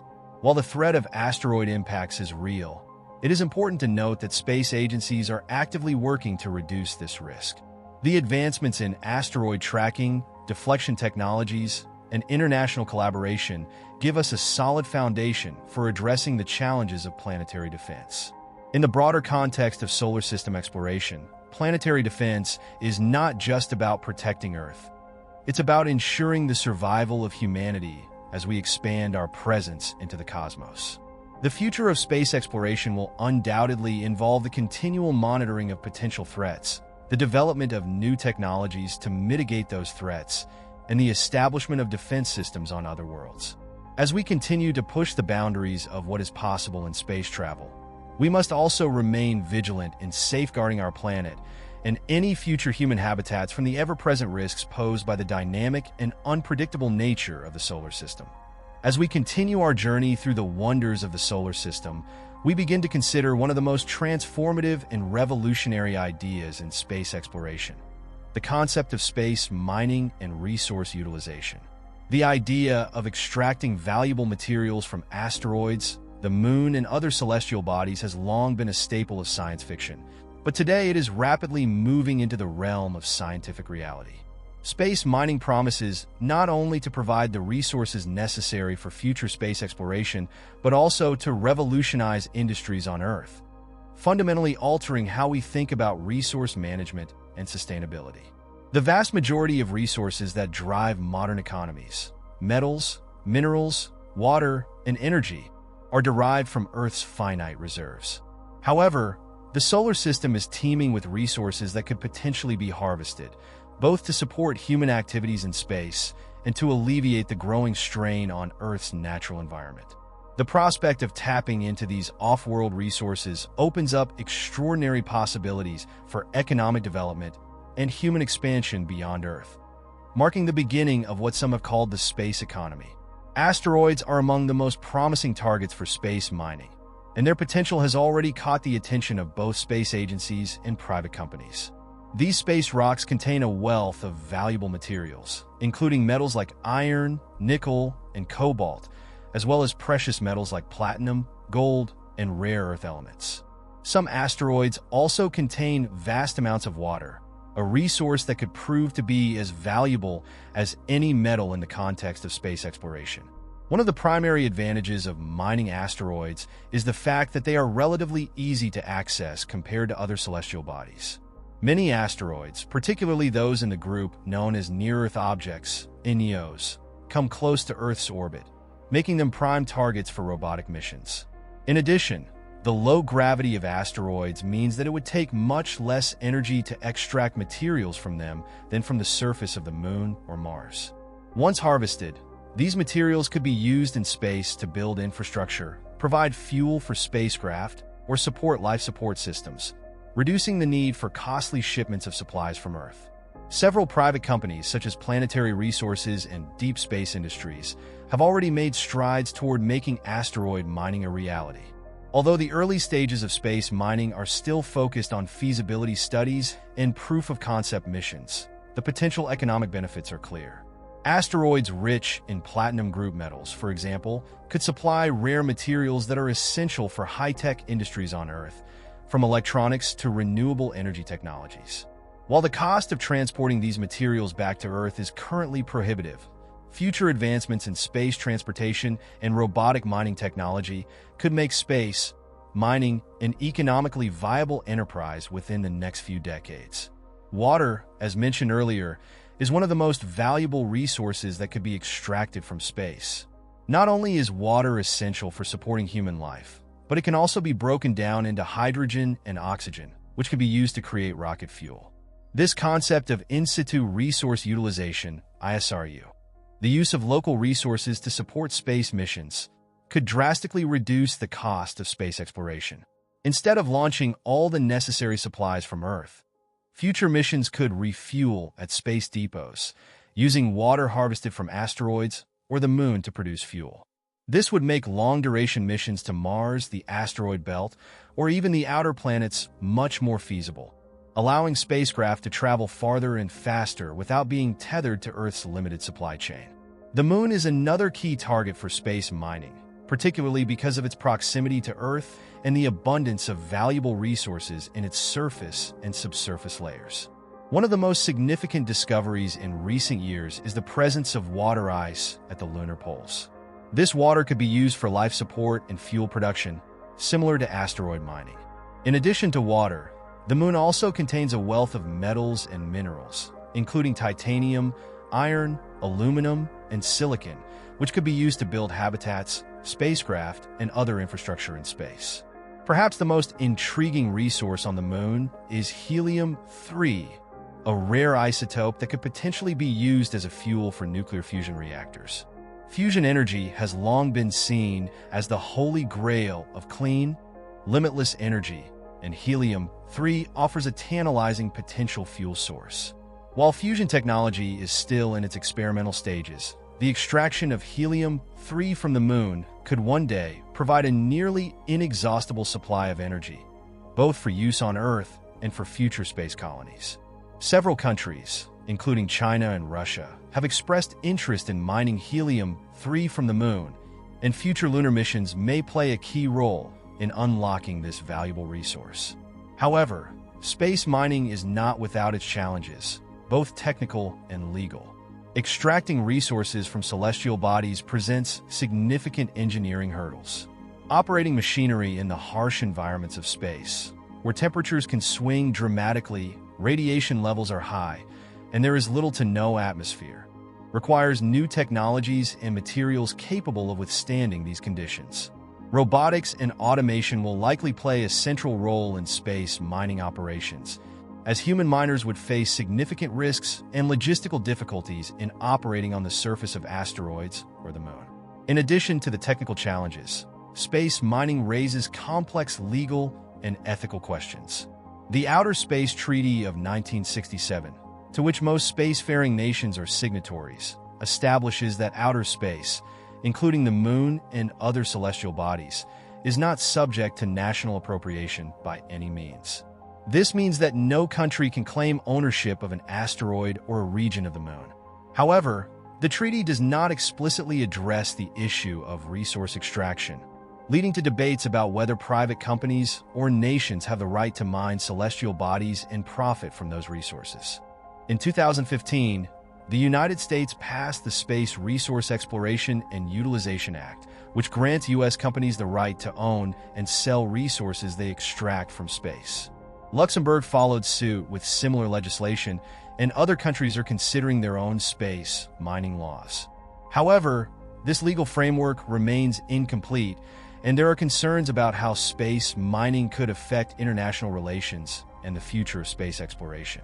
The development of a clear and fair system of laws and regulations governing space mining will be essential to ensure that space resources are shared equitably and that conflicts do not arise over territorial claims or resource ownership. Despite these challenges, the potential benefits of space mining are immense. By tapping into the resources of the solar system, humanity could enter a new era of technological and economic development. The resources of asteroids, the Moon, and other celestial bodies could provide the raw materials necessary to build space habitats, spacecraft, and industrial facilities, paving the way for large-scale human settlement in space. This vision, once considered purely speculative, is becoming increasingly plausible as technology advances and the space economy grows. One of the most exciting prospects for space mining is its potential to support the construction of space-based infrastructure. For example, materials extracted from asteroids or the Moon could be used to build solar power stations in space, which could then beam energy back to Earth using microwave or laser transmission. These solar power stations could generate far more energy than Earth-based solar panels, providing a clean, virtually unlimited energy source. In addition, the construction of space habitats, large rotating space stations that could support thousands or even millions of people, could become feasible with materials sourced from space. In the long term, space mining could also play a critical role in the survival of humanity.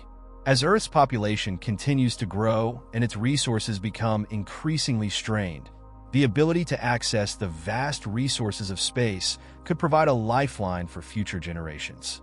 The colonization of the Moon, Mars, and other parts of the solar system could offer new homes for humanity, reducing the pressure on Earth's ecosystems and providing new opportunities for human civilization to thrive. The concept of space mining also ties into the broader vision of space colonization and the establishment of a sustainable human presence in the solar system. As we explore more of the solar system, the ability to extract and utilize resources from space will be essential for building self-sufficient colonies on the Moon, Mars, and beyond. ISRU technologies, combined with advances in space transportation and robotics, could make it possible to establish thriving settlements on other planets and moons where humans could live, work, and explore the cosmos. In the coming decades, the development of space mining technologies and the expansion of the space economy will transform how we interact with the solar system.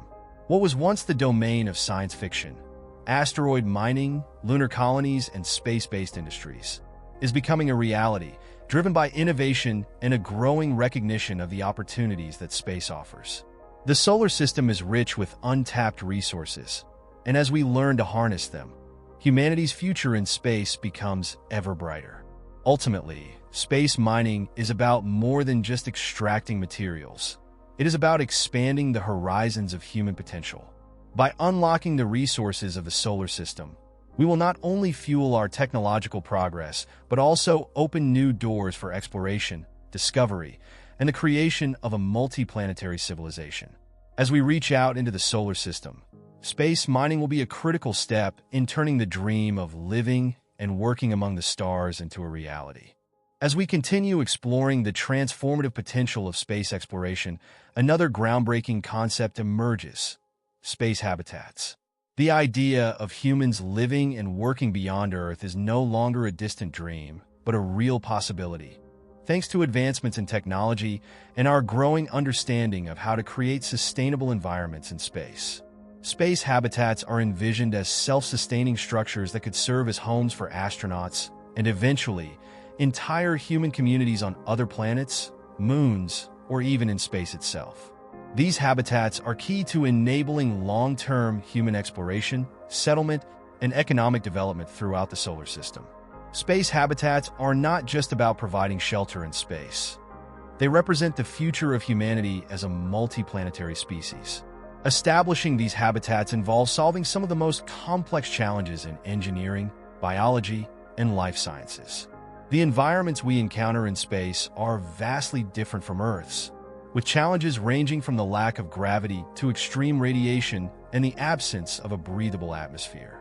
For humans to survive and thrive in these conditions, space habitats must provide everything we take for granted on Earth: air, water, food, protection from radiation, and a stable, livable temperature. One of the primary drivers behind the development of space habitats is the prospect of human missions to Mars. Mars is the most Earth-like planet in the solar system, and as such, it is often seen as the next great destination for human exploration and potentially colonization. However, living on Mars presents significant challenges. The planet's thin atmosphere offers little protection from cosmic radiation. Its temperatures are far below freezing, and its low gravity, about 38% of Earth's, presents long-term health risks for human bones and muscles. Mars lacks liquid water on its surface, though frozen water exists beneath its surface and at the poles, which could be extracted for human use. To live on Mars, humans will need carefully designed habitats that can shield them from these harsh conditions while providing all the necessary life support systems.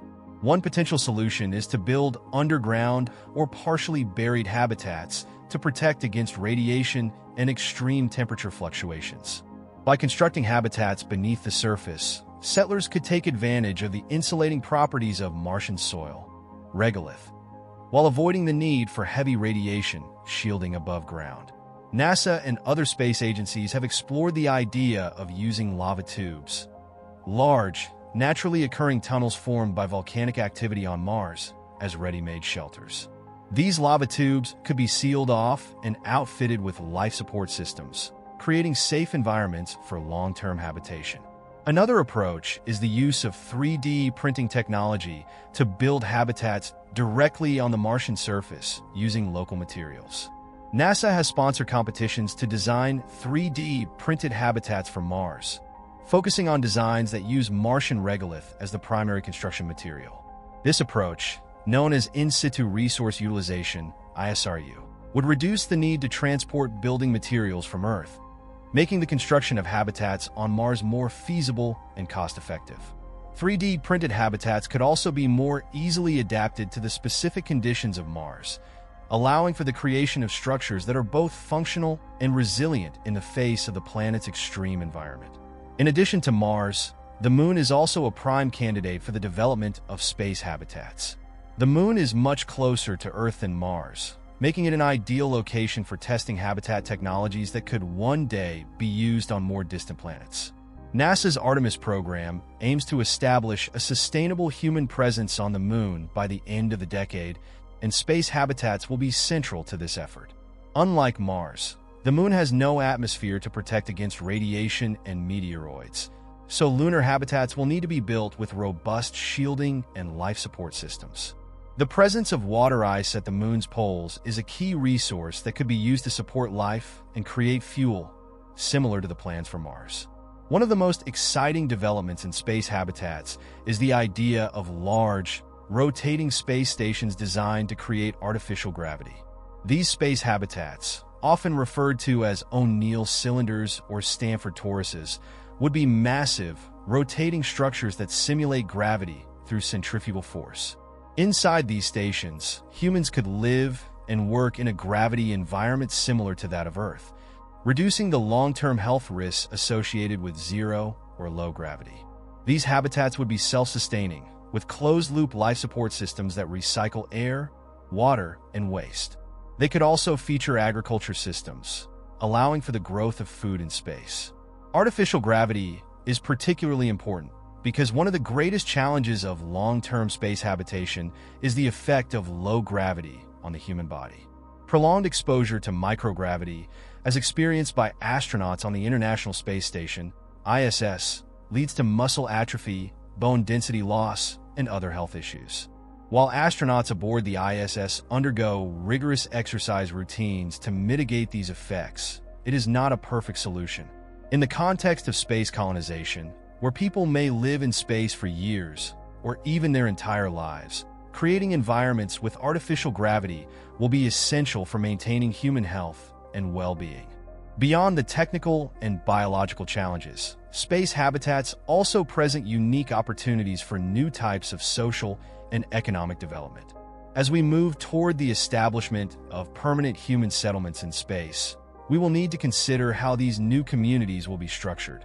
Will they be extensions of existing nations, or will they form entirely new political and social systems? How will resources be managed, and what kind of economies will develop in space? These questions are critical, not just for the practical governance of space settlements, but also for ensuring that human rights and freedoms are protected as we move into this new frontier. Private companies are playing an increasingly important role in the development of space habitats. Companies like SpaceX, Blue Origin, and Bigelow Aerospace are already working on the technologies that will make living in space possible. Bigelow Aerospace, for example, has developed inflatable space habitats, which are lightweight, compact, and capable of expanding to provide large living spaces once deployed in orbit. These inflatable habitats could be used as space hotels, research stations, or even as part of a larger space colony. The involvement of private industry in space habitation is essential for driving down costs, encouraging innovation, and accelerating the timeline for human settlement in space. One of the most ambitious visions for space habitats is the concept of space cities. Large, self-sufficient colonies that orbit Earth or other planets, providing homes for thousands or even millions of people.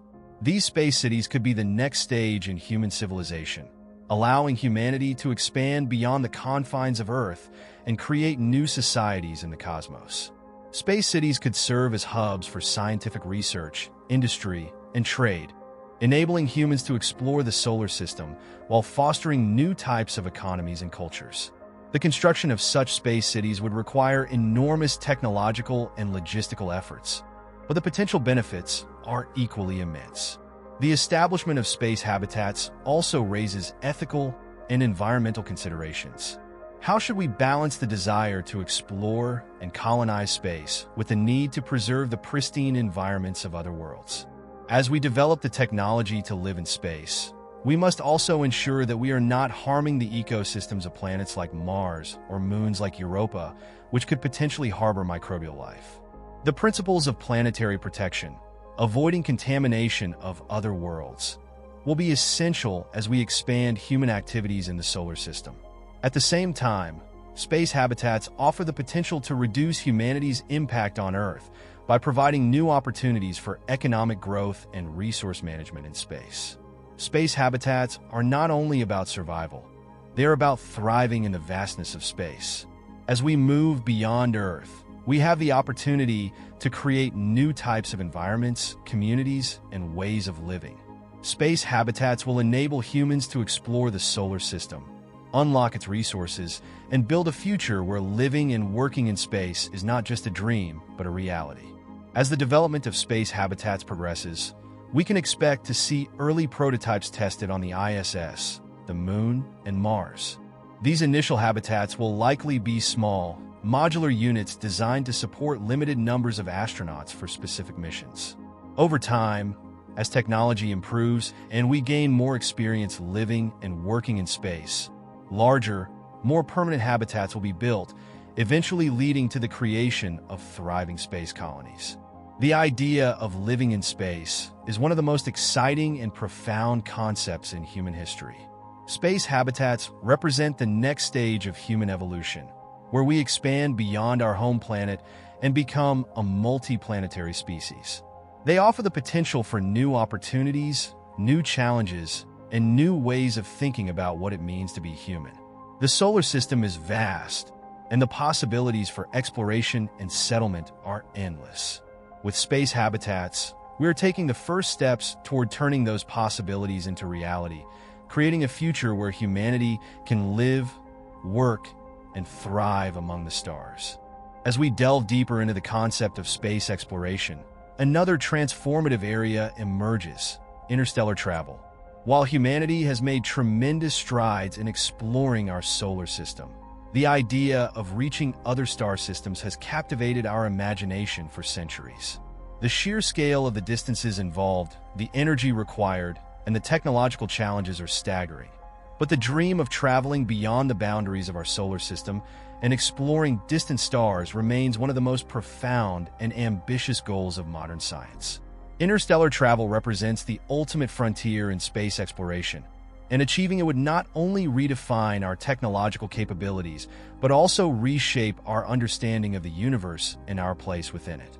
Interstellar travel, unlike missions within the solar system, involves distances that are nearly incomprehensible. The nearest star system to Earth, Alpha Centauri, is approximately 4.37 light-years away. To put this into perspective, a light-year is the distance that light, traveling at 300,000 kilometers per second, the fastest speed possible in the universe, covers in 1 year. This means that Alpha Centauri is about 40 trillion kilometers away. At the speeds of our current spacecraft, such as the Voyager probes, which are traveling at around 60,000 kilometers per hour, it would take tens of thousands of years to reach even the closest stars. Clearly, interstellar travel requires technologies far beyond what we currently possess. One of the most promising concepts for interstellar travel is the development of spacecraft capable of reaching a significant fraction of the speed of light, known as relativistic speeds. Achieving this would dramatically shorten the travel time to nearby stars, but it comes with enormous challenges.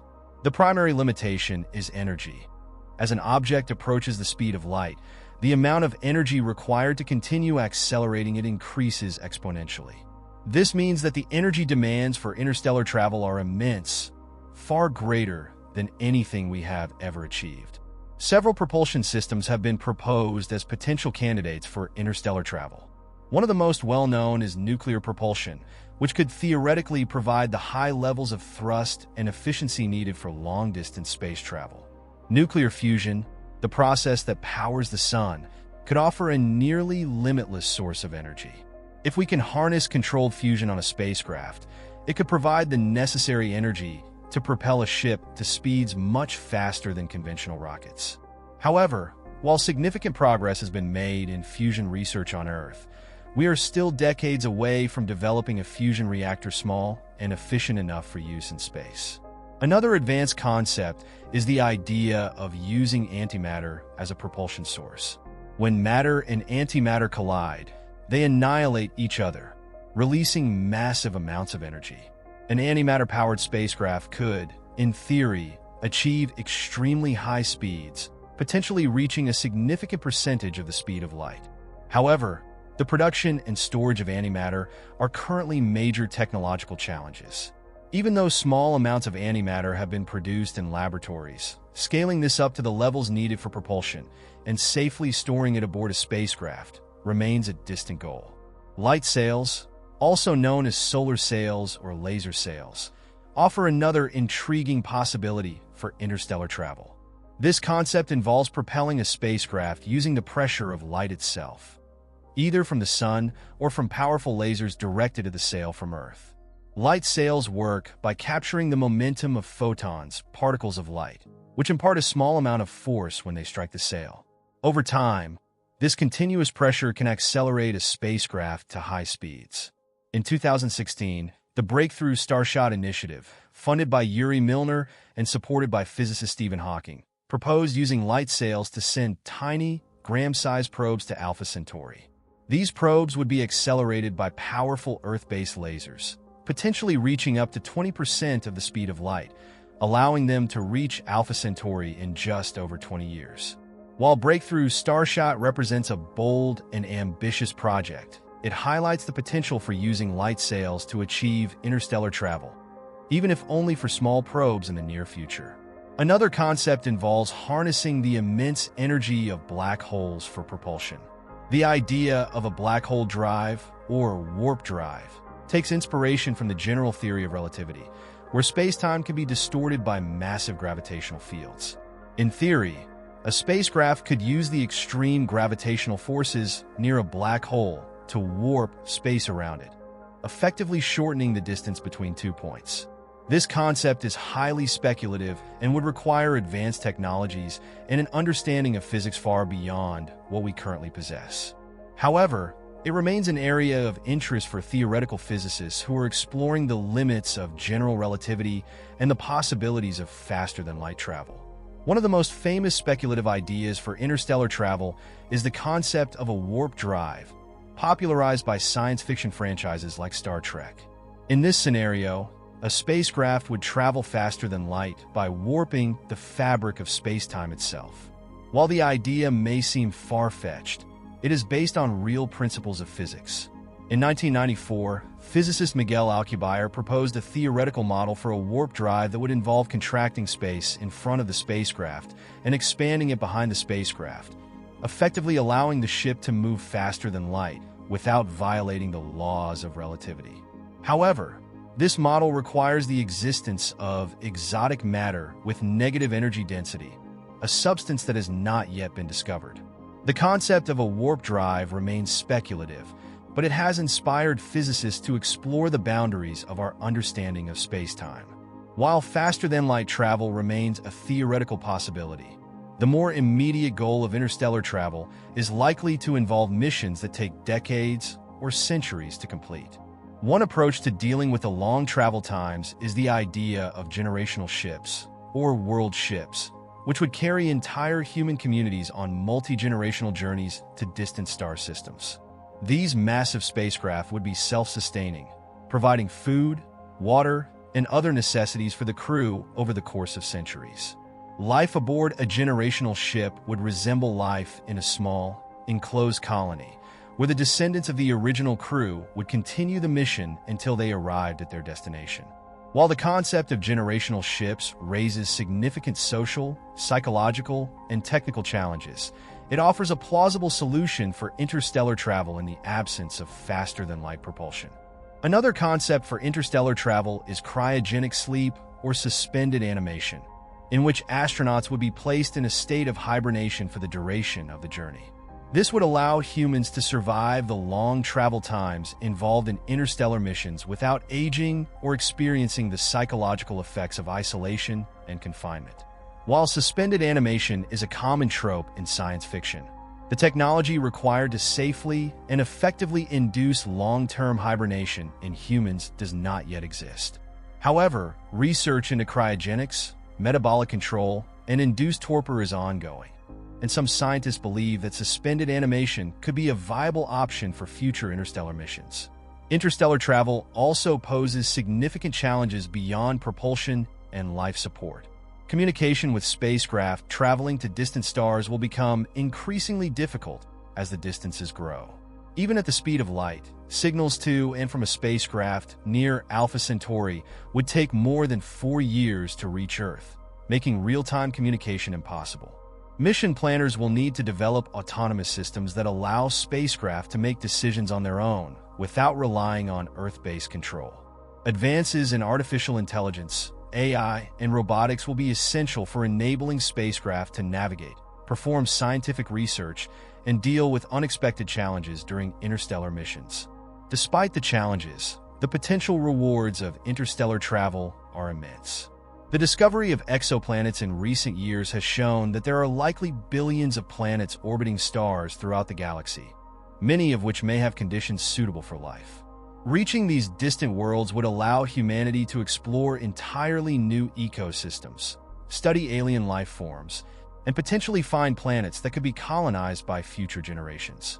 Interstellar travel could also provide answers to some of the most fundamental questions in science, such as the origin of life, the nature of dark matter and dark energy, and the ultimate fate of the universe. The search for extraterrestrial life is one of the key motivations behind interstellar exploration. While we have yet to find definitive evidence of life beyond Earth, the discovery of potentially habitable exoplanets has fueled speculation that life could exist elsewhere in the universe. By traveling to nearby star systems and studying their planets up close, we may finally be able to answer the question of whether we are alone in the universe. Interstellar travel could also open the door to contact with other intelligent civilizations, an event that would have profound implications for humanity's understanding of its place in the cosmos. For now, interstellar travel remains a distant goal, but progress in propulsion technology, AI, and space exploration is bringing us closer to making it a reality. The path to the stars will require bold innovation, international cooperation, and long-term commitment, but the potential for discovery and exploration is limitless. As we continue to explore our solar system and unlock the mysteries of space, the dream of interstellar travel will remain one of humanity's most ambitious and inspiring goals. The ultimate destination for humanity may not be confined to any one star system, but could involve the exploration and colonization of multiple worlds throughout the galaxy. Interstellar travel, while still a long way off, represents the next great leap in human exploration, one that will push the boundaries of our technology and our imagination. As we continue to reach for the stars, we move ever closer to realizing a future where humanity is not only a multiplanetary species but a galactic one, exploring the farthest reaches of the universe and discovering new horizons among the stars. As we push the boundaries of space exploration and consider the vastness of the universe, we arrive at one of the most compelling and mysterious areas of study: the search for dark matter and dark energy. These two enigmatic forces are thought to make up the majority of the universe, yet they remain some of the least understood phenomena in modern cosmology. Dark matter and dark energy are believed to shape the structure, evolution, and ultimate fate of the universe, but they cannot be observed directly with conventional instruments. Their detection and understanding represent some of the most significant scientific challenges of our time, and solving these cosmic puzzles could unlock profound insights into the nature of reality itself. Dark matter, which is estimated to make up about 27% of the universe's total mass and energy, is a form of matter that does not emit, absorb, or reflect any form of electromagnetic radiation, such as light. This makes it invisible to telescopes and other instruments that detect light, radio waves, or other forms of energy. Yet, despite its invisibility, dark matter exerts a strong gravitational influence on the universe. Its presence can be inferred through its gravitational effects on visible matter, such as galaxies and galaxy clusters. The idea of dark matter was first proposed in the 1930s by Swiss astronomer Fritz Zwicky, who observed that galaxies in a cluster appeared to be moving faster than expected based on the amount of visible mass they contained. This implied that there was a significant amount of unseen mass, providing the extra gravitational force needed to keep the cluster together. Decades later, American astronomer Vera Rubin provided further evidence for dark matter through her observations of the rotation curves of galaxies. Rubin found that stars in the outer regions of galaxies were orbiting much faster than they should be based on the visible mass of the galaxies. The most likely explanation was the presence of an invisible halo of dark matter surrounding the galaxies. Since then, dark matter has become a central component of cosmological models, playing a key role in the formation of galaxies and the large-scale structure of the universe. Without dark matter, the gravitational forces needed to hold galaxies together and form galaxy clusters would be too weak, and the universe as we know it would not exist. Yet, despite its importance, the true nature of dark matter remains a mystery. It could be composed of new, undiscovered particles, or it could represent a fundamental flaw in our understanding of gravity itself. Several candidates have been proposed to explain dark matter. One leading theory suggests that dark matter is composed of weakly interacting massive particles, WIMPs, hypothetical particles that interact with normal matter only through gravity and the weak nuclear force. WIMPs are thought to be massive enough to account for the missing mass in the universe, but interact so weakly with other particles that they are incredibly difficult to detect. Experiments such as the Large Underground Xenon LUX detector and the Cryogenic Dark Matter Search CDMS are attempting to directly detect WIMPs by looking for rare interactions between dark matter particles and normal matter in highly sensitive detectors located deep underground. Another candidate for dark matter is the axion, a hypothetical lightweight particle that was originally proposed to solve a different problem in particle physics, but has since emerged as a possible explanation for dark matter. Axions would also interact very weakly with normal matter, making them difficult to detect. However, experiments such as the Axion Dark Matter Experiment, ADMX, are searching for these particles by trying to convert axions into detectable photons, particles of light, under the influence of a strong magnetic field. In addition to direct detection experiments, scientists are also searching for indirect evidence of dark matter through astronomical observations. One method involves looking for gamma rays or other high-energy particles that could be produced when dark matter particles collide and annihilate each other in regions of space where dark matter is thought to be concentrated, such as the centers of galaxies. The Fermi Gamma Ray Space Telescope, for example, is searching for such signals, which could provide clues about the nature of dark matter. While dark matter is believed to account for a significant portion of the universe's mass, an even greater mystery looms in the form of dark energy. Dark energy is a hypothetical form of energy that is thought to make up about 68% of the universe and is responsible for the accelerated expansion of the universe. This acceleration was first discovered in 1998 when two independent teams of astronomers, studying distant supernovae, found that the universe was expanding at an ever-increasing rate, rather than slowing down as previously expected. The discovery of dark energy was a shocking revelation that forced scientists to rethink their understanding of cosmology. According to Einstein's theory of general relativity, gravity should cause the expansion of the universe to slow down over time as galaxies and other massive objects pull on each other. However, the observations of the supernovae suggested the opposite, that some unknown force was driving the expansion of the universe to accelerate. Dark energy is often associated with the cosmological constant, a term first introduced by Einstein in his equations of general relativity. Einstein originally included the cosmological constant as a way to counteract the attractive force of gravity and maintain a static universe. However, after the discovery that the universe was expanding, Einstein discarded the cosmological constant, calling it his biggest blunder. Ironically, the concept of a cosmological constant has returned as a possible explanation for dark energy, although its true nature remains one of the biggest mysteries in physics. Another possible explanation for dark energy involves the idea of quintessence, a dynamic form of energy that changes over time. Unlike the cosmological constant, which would be a fixed property of space itself, quintessence could vary across the universe and evolve as the universe expands. This idea suggests that dark energy may not have been as dominant in the early universe and could become even stronger as time goes on, potentially leading to a scenario known as the Big Rip, where the expansion of the universe accelerates to the point that galaxies, stars, planets, and even atoms are torn apart.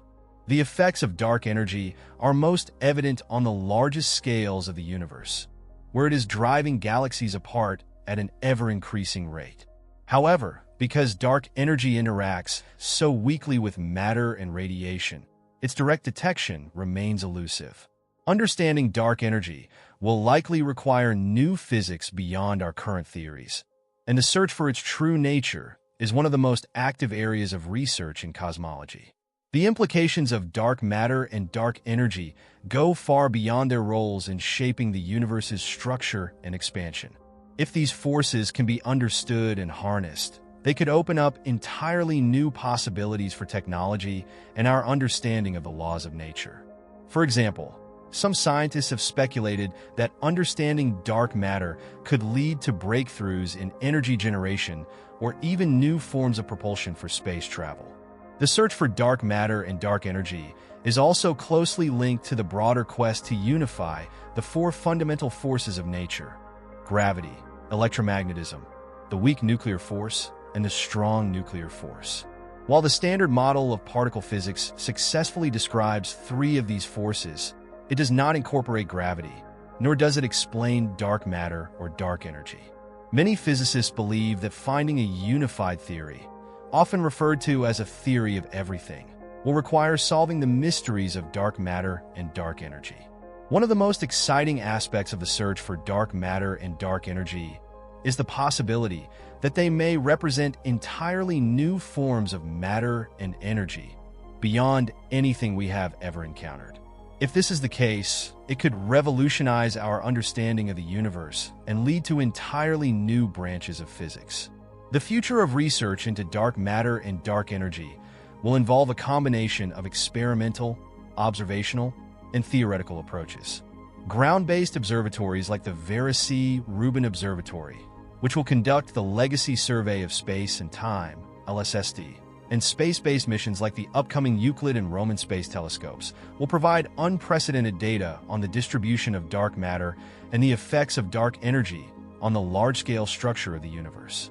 At the same time, particle physics experiments, such as those at the Large Hadron Collider, LHC, and future particle accelerators, will continue to search for new particles that could explain the nature of dark matter. Ultimately, the search for dark matter and dark energy is not just about understanding the universe on a grand scale. It is about exploring the fundamental nature of reality itself. These mysterious forces challenge our deepest assumptions about how the universe works, and solving their mysteries could lead to discoveries that fundamentally alter our understanding of physics, the cosmos, and our place within it. As we continue to push the boundaries of science, dark matter and dark energy stand as some of the most compelling frontiers, offering tantalizing glimpses of the unknown and the potential for groundbreaking discoveries in the decades to come. In the grand tapestry of the universe, dark matter and dark energy are threads that weave through the fabric of space and time, guiding the evolution of galaxies, shaping the cosmic web, and influencing the ultimate fate of the universe. As we continue to explore these mysteries, we are not only seeking to understand the cosmos, but also embarking on a journey toward the most profound questions about existence, reality, and the nature of the universe itself. As we continue our exploration into the vast, mysterious realms of the cosmos, another topic emerges that has fascinated both scientists and the public alike: the study of black holes. These enigmatic objects, once considered theoretical curiosities, are now known to be essential players in shaping the universe. Black holes represent the most extreme conditions of gravity in space-time, where matter is compressed into incredibly small volumes and where the fabric of space and time itself is distorted beyond recognition. Understanding black holes is not just about exploring the strange and the unknown. It is key to answering fundamental questions about the nature of reality, the limits of physics, and the evolution of the universe. A black hole is formed when a massive star exhausts its nuclear fuel and collapses under the force of its own gravity. If the collapsing star is sufficiently massive, the core compresses into a point of infinite density called a singularity, surrounded by an event horizon, the boundary beyond which nothing, not even light, can escape. The event horizon defines the point of no return for objects falling into a black hole, and once something crosses this boundary, it is lost to the universe forever. The gravity near the event horizon is so intense that time itself slows down dramatically relative to an outside observer. The concept of black holes was first proposed in the 18th century by English astronomer John Michell and later developed by Carl Schwarzschild in 1916, using Einstein's theory of general relativity. At the time, black holes seemed to be theoretical objects with little practical relevance. However, in the late 20th century, astronomical observations confirmed the existence of black holes, and they quickly became one of the most important areas of study in astrophysics. Today, black holes are known to exist in two primary forms: stellar mass black holes and supermassive black holes. Stellar mass black holes are formed from the collapse of individual stars and typically have masses ranging from a few times that of the Sun to about 20 or 30 solar masses. These black holes are scattered throughout galaxies, often lurking in binary star systems where they consume material from a companion star. Supermassive black holes, on the other hand, are much larger, with masses ranging from millions to billions of times that of the Sun. These behemoths are found at the centers of most, if not all, large galaxies, including our own Milky Way, where the supermassive black hole Sagittarius A* resides. The origin of supermassive black holes remains one of the great mysteries in astrophysics. Did they form from the collapse of massive clouds of gas early in the universe's history, or did they grow from smaller black holes that merged and accreted material over time?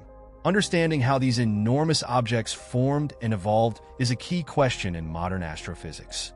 The study of black holes has also revealed some of the most spectacular and violent events in the universe. When material falls into a black hole, it forms an accretion disk, a swirling, rapidly rotating disk of gas and dust that is heated to extreme temperatures as it spirals inward.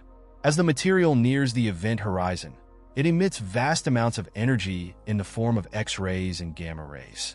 This process can produce some of the most energetic and luminous objects in the universe, known as quasars.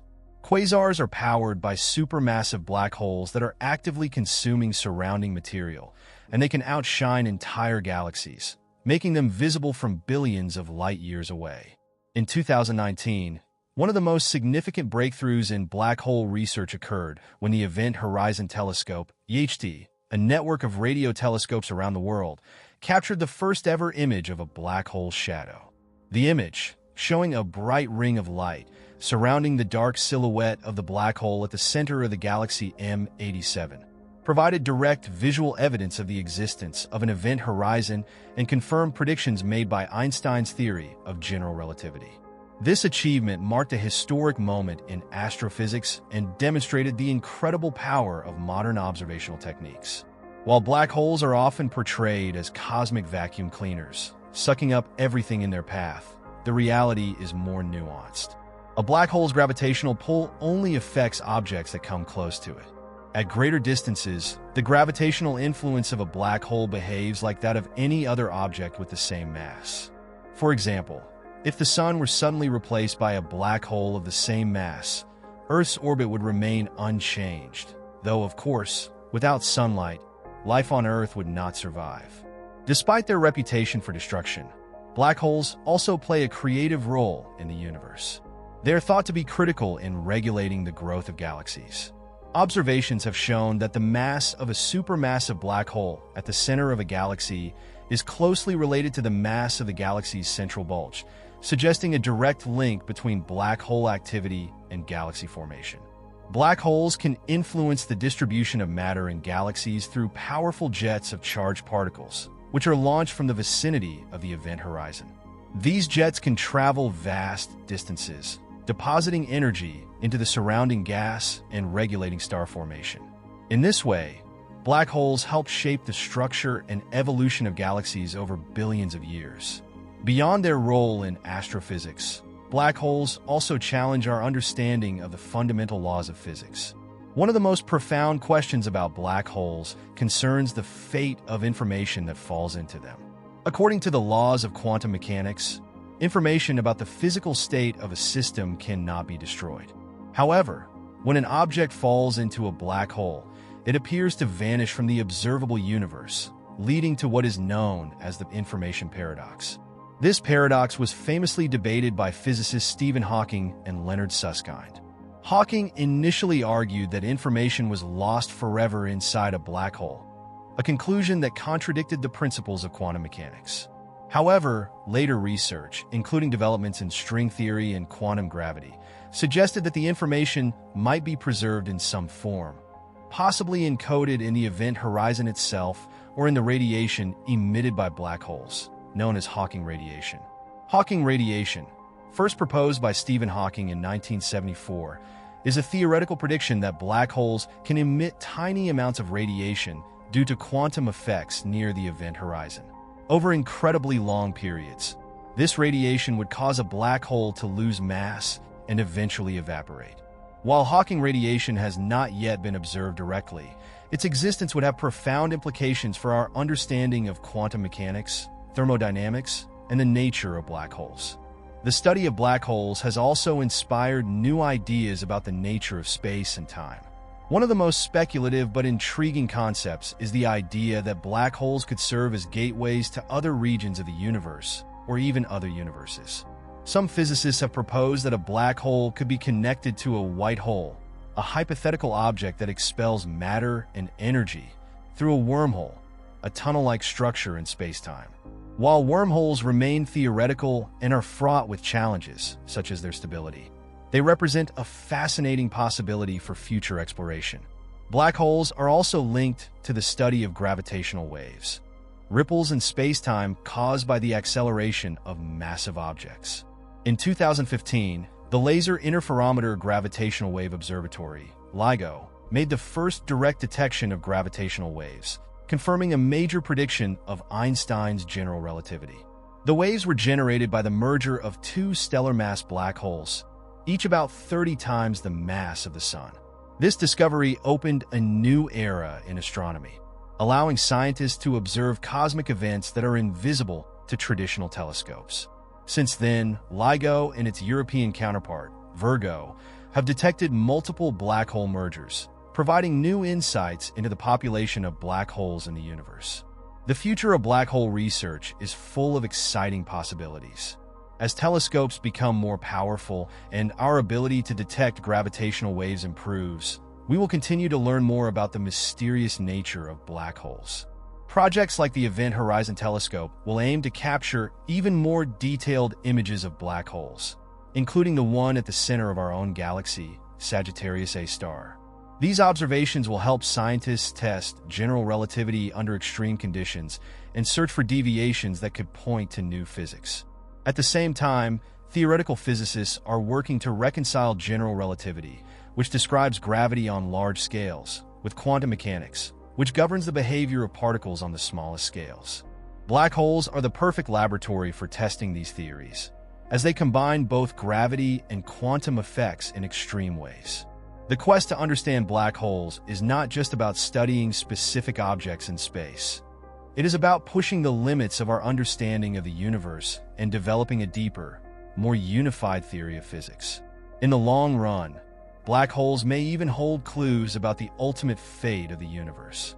As the universe continues to expand, it is possible that black holes will be the last remaining objects in a dark, cold cosmos, a scenario known as the heat death of the universe.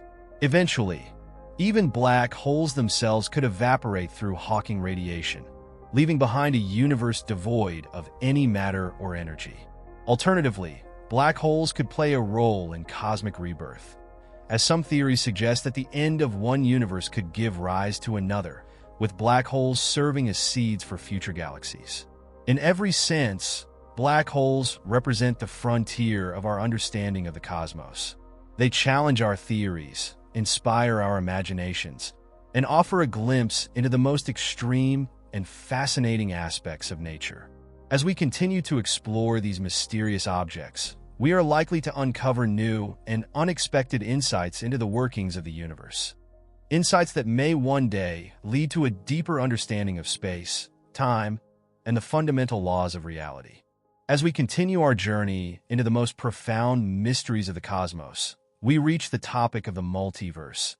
The idea that our universe may be just one of an infinite number of universes, each with its own distinct laws of physics, fundamental constants, and perhaps even dimensions of time and space. The multiverse is a concept that has fascinated scientists, philosophers, and science fiction writers alike, offering a framework to explain some of the biggest unanswered questions in physics and cosmology. While it remains speculative and controversial, the multiverse has become a serious subject of scientific inquiry, opening up new perspectives on the nature of reality itself. The idea of a multiverse arises from several different branches of physics, each of which points to the possibility that our universe is not the only one. The first clue comes from the theory of cosmic inflation, a widely accepted model that describes the very early moments of our universe. According to inflation theory, the universe underwent an incredibly rapid expansion in the first fraction of a second after the Big Bang, growing exponentially in size.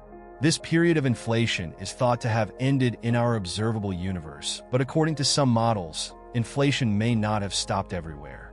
Instead, inflation may have continued in other regions of space, creating pocket universes with their own distinct physical properties. This idea is known as eternal inflation, and it suggests that what we observe as the universe may be just one bubble in an infinite multiverse of bubble universes, each emerging from its own inflationary process. In this scenario, different regions of the multiverse could have vastly different physical laws. The fundamental constants that govern our universe, such as the strength of gravity, the charge of the electron, and the speed of light, might take on different values in other universes, leading to entirely different kinds of physics. In some universes, stars and galaxies might form much like they do in ours, while in others, conditions might be so different that matter, as we know it, cannot exist at all. The idea of multiple universes with varying physical laws helps explain why our universe seems so finely tuned for life. The constants of nature appear to be set at values that allow for the formation of complex structures like stars, planets, and living organisms. If even one of these constants were slightly different, the universe could be radically different and inhospitable to life. In the context of the multiverse, this fine-tuning can be explained by the anthropic principle, the idea that we observe the universe to be life-friendly because we are here to observe it. In other words, we happen to live in one of the rare universes where the conditions are just right for life to exist, and countless other universes may be barren and inhospitable. Another source of support for the multiverse concept comes from string theory, one of the most ambitious attempts to unify all the fundamental forces of nature under a single framework. String theory posits that the fundamental building blocks of reality are not point-like particles, but tiny vibrating strings of energy. Depending on how these strings vibrate, they can give rise to the different particles and forces we observe in the universe. One of the most intriguing aspects of string theory is that it requires the existence of extra dimensions beyond the familiar 3 dimensions of space and 1 dimension of time. While these extra dimensions are hidden from our view, they could influence the fundamental constants of nature in ways we don't yet fully understand. String theory has given rise to the idea of the landscape, a vast collection of possible solutions to the equations that describe the theory, each corresponding to a different universe with its own unique set of physical laws. The landscape of string theory is thought to contain an enormous number of possible universes, perhaps as many as 10 to the power of 500, each with different values for the fundamental constants. If string theory is correct, Our universe could be just one of many in this vast landscape, with different universes having different physical properties depending on how the extra dimensions are shaped and compactified. Quantum mechanics, the theory that governs the behavior of particles at the smallest scales, offers yet another path to the multiverse. One of the most puzzling aspects of quantum mechanics is the concept of superposition, where particles can exist in multiple states at once until they are observed. This leads to the famous Schrödinger's cat paradox, in which a cat in a box can be considered both alive and dead until someone opens the box and observes its state. In the many-worlds interpretation of quantum mechanics, every time a quantum event occurs, the universe splits into multiple branches, each representing a different outcome. For example, in one branch of the multiverse, Schrödinger's cat is alive, while in another, it is dead. According to this interpretation, every possible outcome of every quantum event actually happens in some branch of the multiverse, leading to an infinite number of parallel realities. The many-worlds interpretation is an attempt to resolve some of the strange paradoxes of quantum mechanics, but it also raises profound philosophical and scientific questions. If every possible outcome of every event happens in some branch of the multiverse, it implies that there are versions of ourselves living out every possible life we could have led, from the most mundane to the most extraordinary. It also suggests that there may be universes where the laws of physics are different, or where entire galaxies and civilizations exist that are completely cut off from our own. Despite the intriguing possibilities raised by the multiverse, the idea faces significant challenges. One of the biggest criticisms of the multiverse is that it may be fundamentally untestable. Since other universes would be causally disconnected from our own, we may never be able to observe them directly. This leads some scientists to argue that the multiverse is not a scientific theory at all, but rather a philosophical or metaphysical speculation. For a theory to be considered scientific, it must make predictions that can be tested and potentially falsified through observation or experiment. If the multiverse cannot be tested, it falls outside the realm of traditional science. However, some proponents of the multiverse argue that we may be able to find indirect evidence for its existence. For example, if our universe is just one of many, it's possible that the collision between two bubble universes could leave an imprint on the cosmic microwave background radiation, the faint afterglow of the Big Bang. Some cosmologists are actively searching for such imprints, though no definitive evidence has been found so far. Another way to potentially test the multiverse is through the study of fundamental constants. If the multiverse exists, we might expect to see subtle variations in the values of these constants in different regions of our universe. For example, small changes in the strength of gravity or the fine structure constant could indicate that we live in a universe that is part of a larger multiverse. While no such variations have been observed yet, future experiments and observations may be able to detect them. The multiverse also raises profound philosophical and existential questions about the nature of reality and our place within it. If the multiverse exists, what does it mean for the concept of free will? Are we simply living out one of an infinite number of possible lives, with every possible choice we could make being played out in a different branch of the multiverse? Do other versions of ourselves exist, living lives that we can never experience or even imagine? And if the multiverse is truly infinite, does that mean that every possible reality exists somewhere? For some, the idea of the multiverse is deeply unsettling, as it challenges our traditional notions of individuality, identity, and purpose. If there are infinite versions of ourselves, each living out different lives, what makes our particular existence meaningful? Others, however, see the multiverse as a source of wonder and possibility, offering a vision of a cosmos that is far richer and more complex than we ever imagined. In the realm of cosmology, the multiverse offers a potential solution to some of the biggest puzzles in physics. It could explain why our universe appears to be fine-tuned for life, why the fundamental constants of nature have the values they do, and why the universe has the large-scale structure that we observe. At the same time, it forces us to confront deep questions about the nature of reality, the limits of scientific knowledge, and the role of observation in shaping our understanding of the cosmos. In the coming years, advances in cosmology, particle physics, and quantum mechanics may provide new insights into the nature of the multiverse. While direct evidence may remain elusive, scientists will continue to explore the theoretical foundations of the multiverse and search for ways to test its predictions. Whether or not the multiverse is ever proven, the search for answers will push the boundaries of human knowledge and deepen our understanding of the universe. The multiverse represents one of the boldest and most speculative ideas in modern science, offering a glimpse into a cosmos that is far larger and more mysterious than we ever imagined.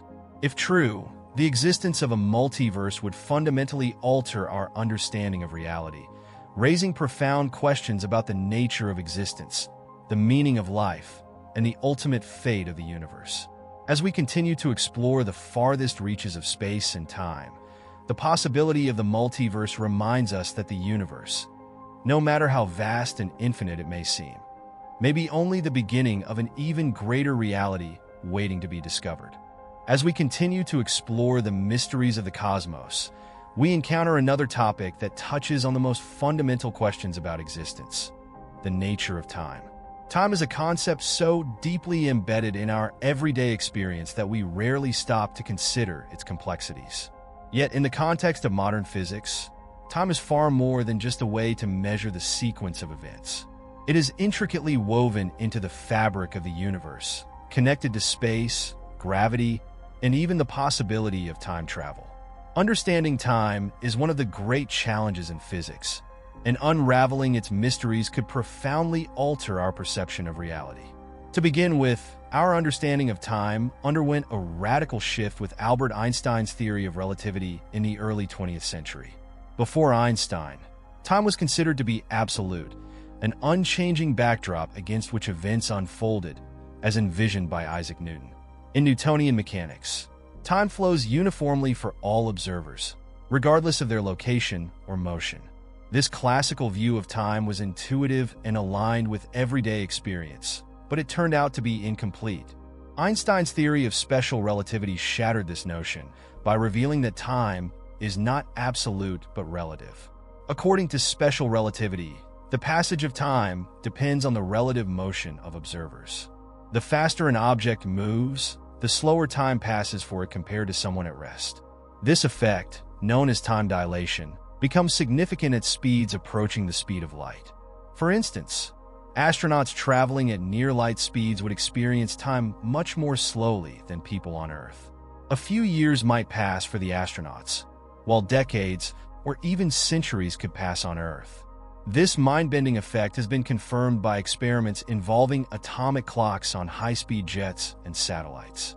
The idea of time as relative is even more striking in Einstein's theory of general relativity, which incorporates gravity into the picture.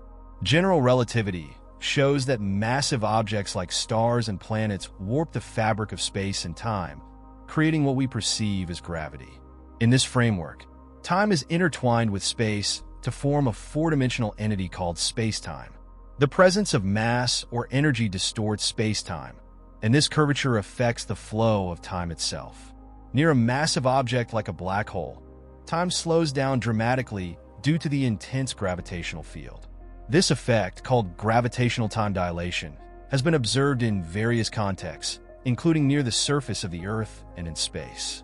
The Global Positioning System, GPS, relies on correcting for time dilation effects to provide accurate positioning data, as the satellites orbiting Earth experience slightly different rates of time than observers on the ground. Perhaps the most extreme example of time dilation occurs near the event horizon of a black hole. For an observer far from the black hole, an object falling toward the event horizon would appear to slow down and freeze in time as it approaches the horizon. From the perspective of the object itself, however, it would continue to fall normally, though time would slow dramatically relative to the outside world. In principle, an object could reach the event horizon and experience near-infinite time dilation, meaning that from the point of view of an outside observer, it would take forever to cross the boundary into the black hole. These relativistic effects raise deep questions about the nature of time and whether it is a fundamental aspect of reality or an emergent property of the universe. In the standard view of relativity, time is treated as a dimension much like space, one that can be stretched, compressed, and curved by motion and gravity. But some physicists have proposed that time itself may not be a fundamental feature of the universe. Instead, time could be an emergent property that arises from more basic, underlying principles of quantum mechanics and gravity.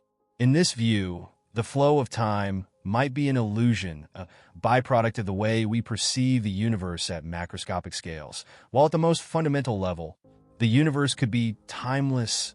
The question of whether time is fundamental is closely related to the quest to unify general relativity with quantum mechanics, two of the most successful, yet seemingly incompatible theories in modern physics.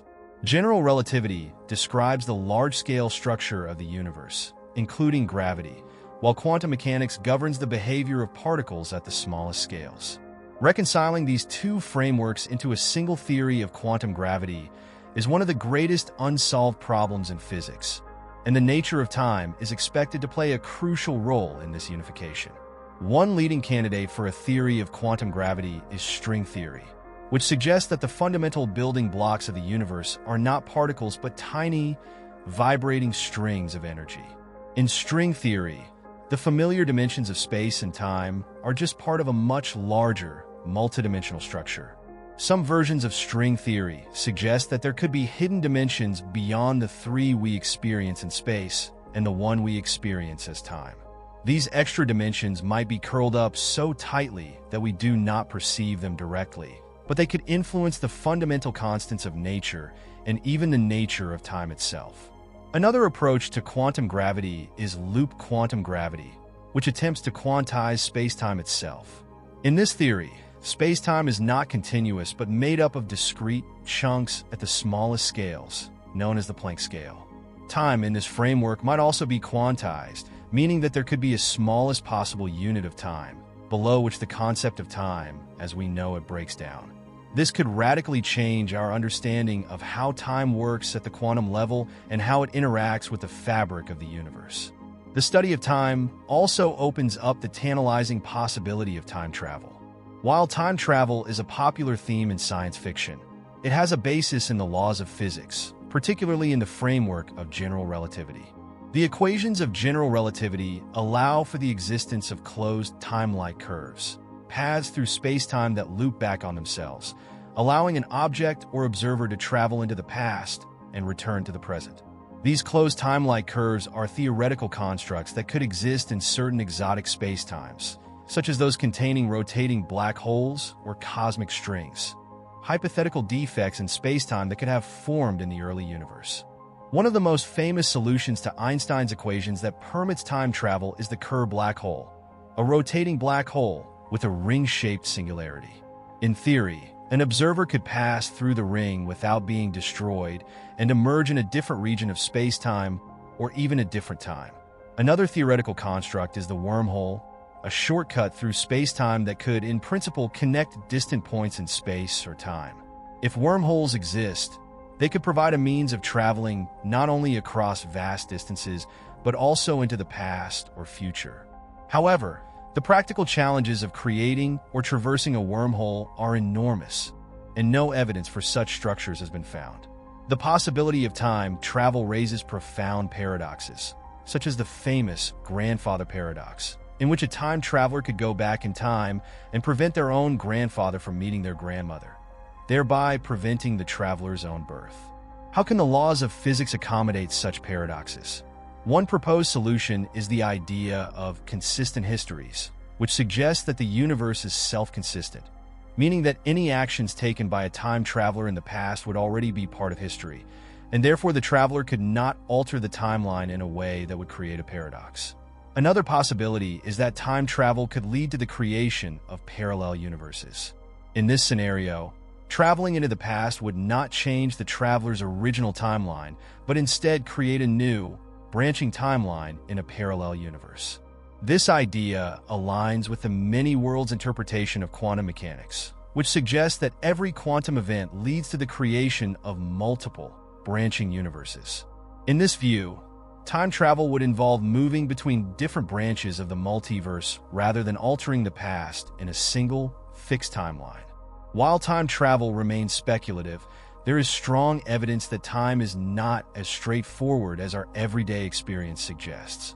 Time appears to be intimately connected with the nature of space, gravity, and quantum mechanics.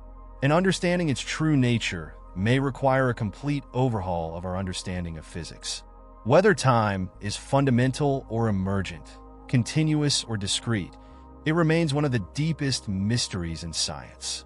Another intriguing aspect of time is the arrow of time, the observation that time seems to flow in one direction, from the past to the future. This arrow of time is most evident in the second law of thermodynamics, which states that the total entropy, or disorder, of a closed system will always increase over time. This gives time a clear direction. Events unfold from lower entropy to higher entropy, and processes like the melting of ice or the mixing of gases are irreversible. But the fundamental laws of physics, such as those governing the motion of particles, are time-symmetric. They work equally well whether time flows forward or backward. This raises the question of why time seems to have a preferred direction. One possible explanation for the arrow of time lies in the initial conditions of the universe. At the moment of the Big Bang, the universe was in a state of extremely low entropy, a highly ordered configuration. As the universe expanded and cooled, entropy began to increase, driving the arrow of time forward. Some physicists suggest that the arrow of time may be a consequence of the universe's initial conditions, and that in other regions of the multiverse, time could flow in a different direction or even loop back on itself. Ultimately, the study of time touches on some of the most fundamental questions about the universe and our place within it. Time shapes our experience of reality, yet it remains one of the greatest mysteries in science. As we continue to probe the nature of time through the lenses of relativity, quantum mechanics, and cosmology, we may one day unlock the secrets of time itself, discovering whether it is an illusion, an emergent property, or a fundamental aspect of the universe. The nature of time is not just a question for scientists. It is also a profound philosophical and existential inquiry. Our lives are defined by the passage of time, and our understanding of time shapes how we think about the universe, history, and the future.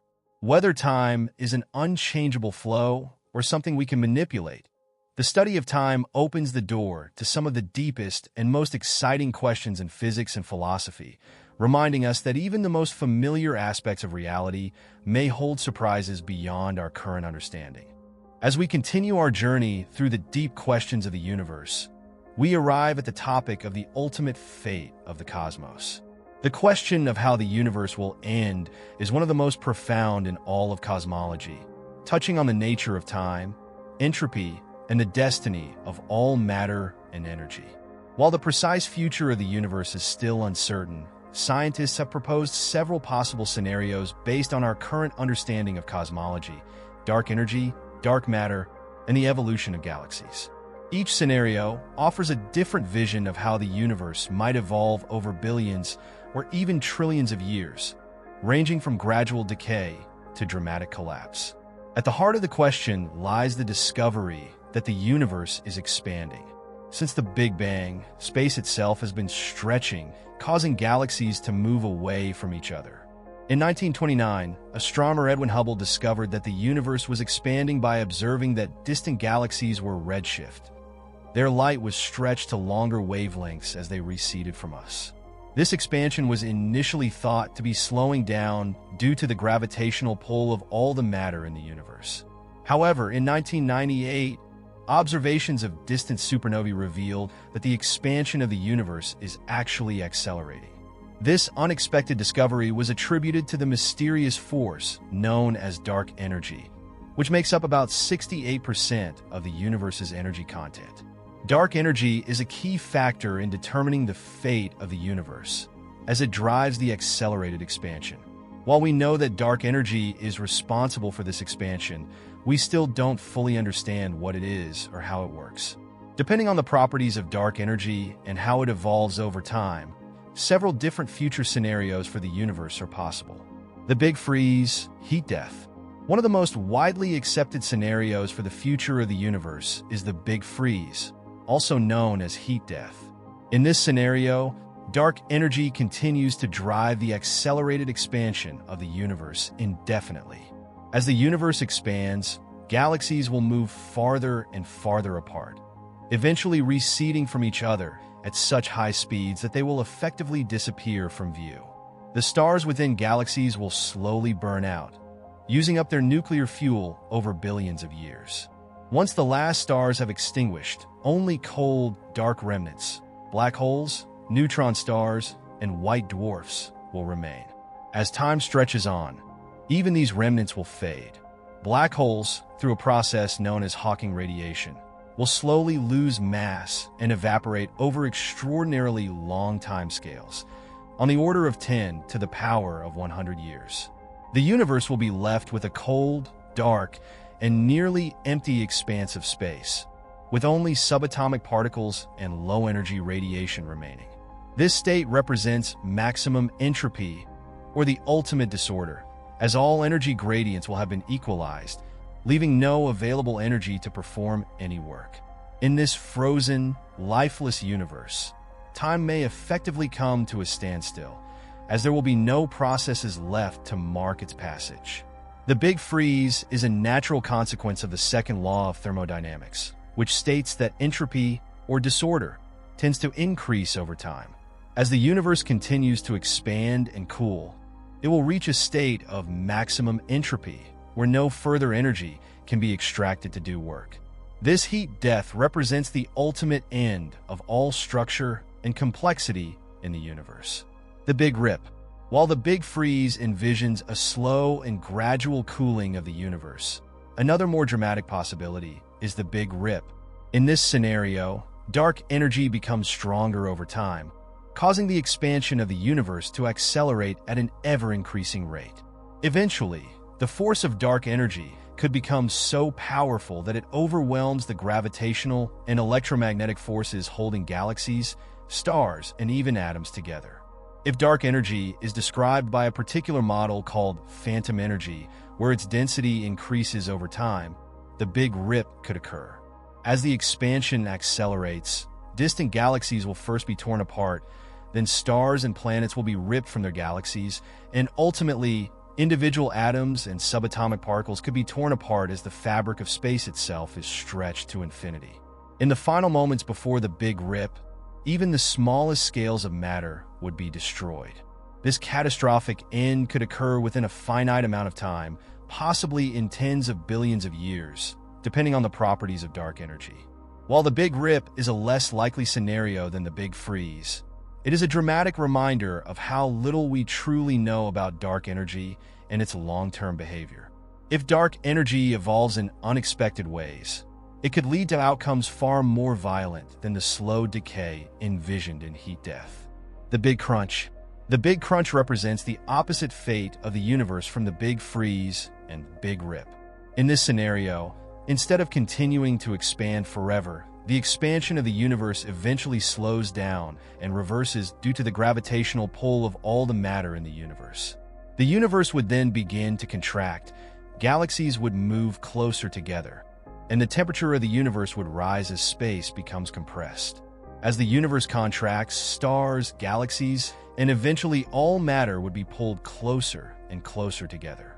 In the final stages of this collapse, the universe could reach extremely high densities and temperatures, possibly reversing the process of cosmic evolution and returning to conditions similar to those of the Big Bang.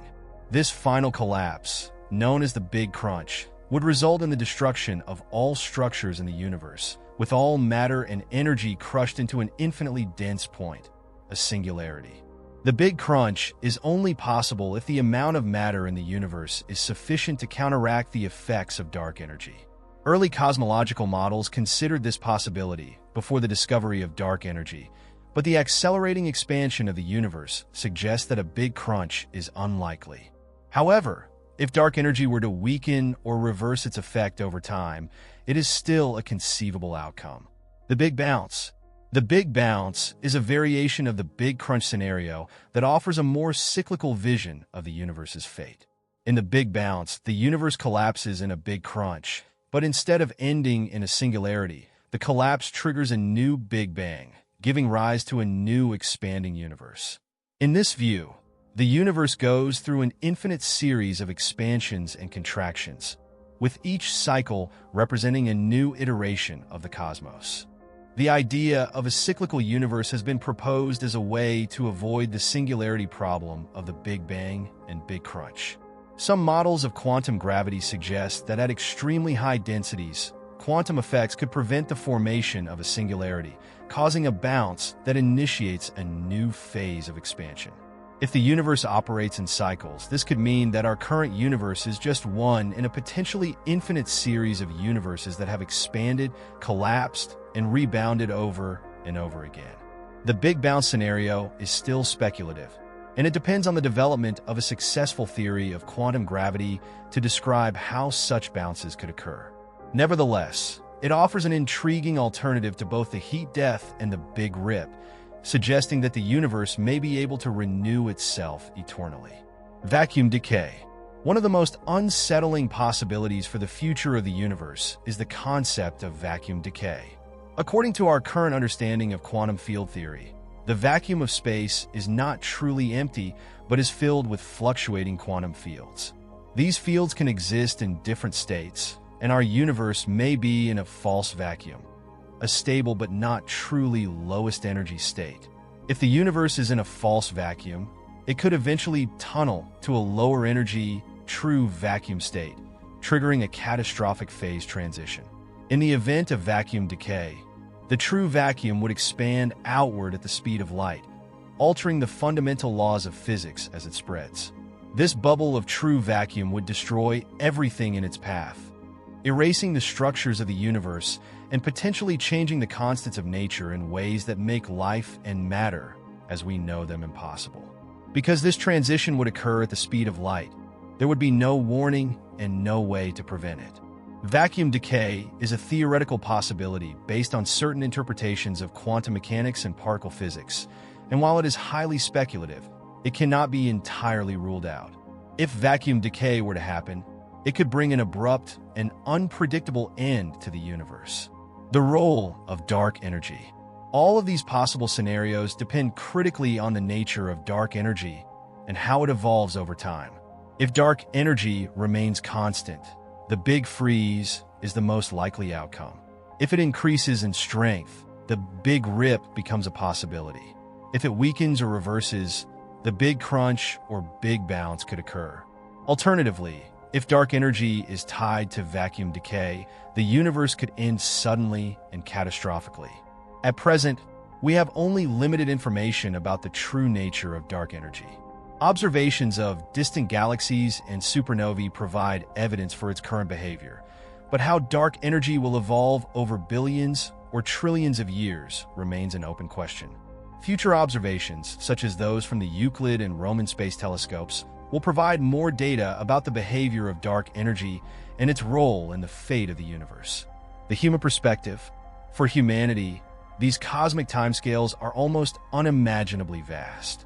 Even the shortest-lived scenarios, such as the Big Rip, would not occur for tens of billions of years, far beyond the lifespan of the Earth, the Sun, or the human species.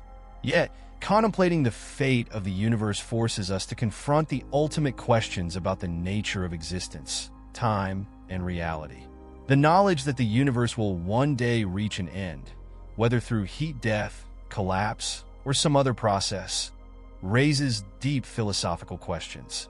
What is the meaning of existence in a universe destined to fade into darkness? How should we live our lives in the face of cosmic impermanence?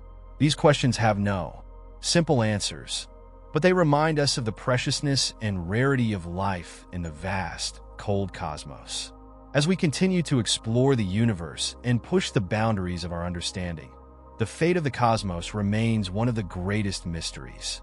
Whether the universe will freeze, rip apart, collapse, or cycle through infinite bounces, the journey to uncover the answer is a testament to humanity's relentless curiosity and desire to understand the deepest workings of the universe. As we venture deeper into the mysteries of the cosmos, we now explore one of the most profound and unsettling topics in the realm of physics: the concept of the anthropic principle. This principle revolves around the idea that the universe's laws and constants seem to be finely tuned in such a way that they allow the existence of life, particularly intelligent life, capable of contemplating the universe, like ourselves. The anthropic principle raises questions about the nature of the universe and our role within it, suggesting that perhaps the cosmos is not entirely indifferent to life, but may, in some way, be shaped by the very fact of our existence. The anthropic principle was first formulated as an attempt to explain the surprising fact that many of the fundamental constants of nature, such as the strength of gravity, the electromagnetic force, and the cosmological constant, appear to have values that are just right to allow for the development of stars, planets, and biological organisms. Even the slightest deviation in these constants could lead to a universe where stars never form, where galaxies collapse too quickly, or where the building blocks of life, atoms and molecules, are never able to combine. The idea that these constants could have any value at all, and that we just happen to live in a universe where they allow for life, leads to two versions of the anthropic principle: the weak and the strong forms. The weak anthropic principle simply states that the universe must have the properties necessary to allow for the existence of observers, because if it didn't, we would not be here to observe it. In other words, the fact that the universe appears fine-tuned for life should not be surprising, because only in a universe that is fine-tuned for life could there be intelligent beings capable of noticing this fine-tuning. The weak anthropic principle is often seen as a tautology, a statement of the obvious. After all, we wouldn't exist to ask these questions if the universe didn't allow for life. However, this principle serves as a reminder that our perspective as observers is inherently limited by the conditions that make our existence possible. The strong anthropic principle, on the other hand, suggests something more radical: that the universe must, in some way, be compelled to allow for the existence of life, and possibly even intelligent life. This version of the principle implies that the universe's laws and constants are not merely the result of random chance, but are somehow linked to the emergence of life. Some interpretations of the strong anthropic principle even suggest that life or consciousness may play a fundamental role in shaping the universe, giving rise to the idea that our existence is not a mere accident, but an intrinsic feature of the cosmos. The anthropic principle is often invoked in discussions about the apparent fine-tuning of the universe, a problem that has perplexed scientists and philosophers for decades. The specific values of the fundamental constants in physics seem to be finely balanced to an extraordinary degree. For example, if the force of gravity were slightly stronger, stars would burn out too quickly for life to evolve. If it were slightly weaker, stars might not form at all. The same is true for other forces, such as the strength of the nuclear forces that hold atoms together. Why should the universe be so perfectly tuned to allow for the existence of complex life? There are several possible explanations, each offering different insights into the nature of the universe and our place within it. One possibility is that the fine-tuning is the result of sheer coincidence, an extraordinary fluke of the cosmic lottery. In this view, we just happen to live in a universe where the laws of physics and the constants of nature are conducive to life, but there is no deeper reason for this. If the universe were not fine-tuned for life, we wouldn't be here to notice it, so there is no need to seek a further explanation. While this explanation is logically sound, many scientists and philosophers find it unsatisfying, as it offers no insight into why these constants have the values they do, or why our universe seems so perfectly suited for life. Another possibility is that the fine-tuning of the universe is the result of necessity. According to this view, the laws of physics could not have been any other way. The values of the fundamental constants are not random, but are dictated by some deeper principle that we do not yet understand. In this case, the fine-tuning of the universe would be an inevitable consequence of the underlying structure of reality. This idea is appealing because it suggests that there is a deeper level of understanding to be uncovered, one that might reveal why the universe is the way it is. However, at present, we do not have a theory that can explain why the constants of nature take the specific values that they do. A third explanation, and one that has gained considerable attention in recent years, is the idea of the multiverse. According to the multiverse hypothesis, our universe is just one of a vast, possibly infinite, number of universes, each with its own set of physical laws and constants. In this view, the apparent fine-tuning of our universe is not surprising because with so many universes, it is inevitable that at least one of them would have the right conditions for life. The multiverse provides a way to explain the fine-tuning problem without invoking coincidence or necessity. Our universe is simply one of many, and we happen to live in one that supports life. While the multiverse hypothesis offers an intriguing solution to the fine-tuning problem, it is currently untestable, and many scientists remain cautious about embracing a theory that cannot be directly observed or confirmed. The anthropic principle also raises deep philosophical questions about the nature of observation and the role of consciousness in the universe. Some interpretations suggest that the act of observation itself may play a role in shaping reality, an idea that has been explored in the context of quantum mechanics. In quantum theory, particles exist in a superposition of states until they are observed or measured, at which point the wave function collapses into a single outcome. This raises the possibility that consciousness, or the act of observation, could be fundamental to the existence of the universe itself. In this view, the universe might require observers to bring it into existence, suggesting a deep connection between mind and matter. Another philosophical question raised by the anthropic principle is whether our universe has a purpose. The strong anthropic principle, in particular, has been interpreted by some as suggesting that the universe is in some way designed to support life, leading to discussions of intelligent design or a teleological purpose behind the cosmos. While most scientists reject such interpretations as unscientific, the anthropic principle continues to provoke debate about the possibility of deeper meaning in the structure of the universe. In addition to these philosophical considerations, the anthropic principle also has implications for the future of humanity and the search for extraterrestrial life. If the fine-tuning of the universe is essential for the development of intelligent life, it raises the question of how common life is in the universe. Are we the only intelligent beings in existence, or are there other civilizations scattered throughout the cosmos? If the conditions for life are as rare and finely tuned as the anthropic principle suggests, it could mean that intelligent life is exceedingly rare, perhaps even unique to our planet. On the other hand, the vastness of the universe and the potential existence of a multiverse leave open the possibility that life could be far more common than we currently realize. The anthropic principle challenges us to think deeply about the nature of the universe, the role of life within it, and the meaning of our existence. Whether we view the universe as finely tuned for life by coincidence, necessity, or design, the fact that we are here to observe and contemplate the cosmos is both humbling and awe-inspiring. As we continue to explore the universe and seek to understand its fundamental laws, the anthropic principle serves as a reminder of the delicate balance that makes life possible and the profound mystery that lies at the heart of existence. In the end, the anthropic principle may not provide definitive answers to the deepest questions of cosmology and existence, but it opens up new avenues of thought and inquiry. It encourages us to reflect on the conditions that have allowed us to exist and to appreciate the rare and fragile nature of life in the vast, cold expanse of the universe. Whether we are the product of chance, necessity, or something greater, the fact that we are here, capable of asking these questions, is a testament to the remarkable nature of the universe and our place within it. As we journey deeper into the fundamental mysteries of the cosmos, we now turn our attention to the elusive concept of consciousness.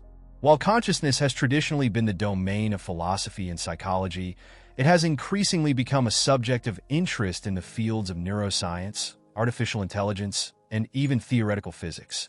Understanding what consciousness is, how it arises, and whether it can exist beyond biological life forms poses some of the most profound questions humanity has ever faced. More than just a reflection of our individual minds, consciousness might hold the key to comprehending the nature of reality itself and our relationship with the universe.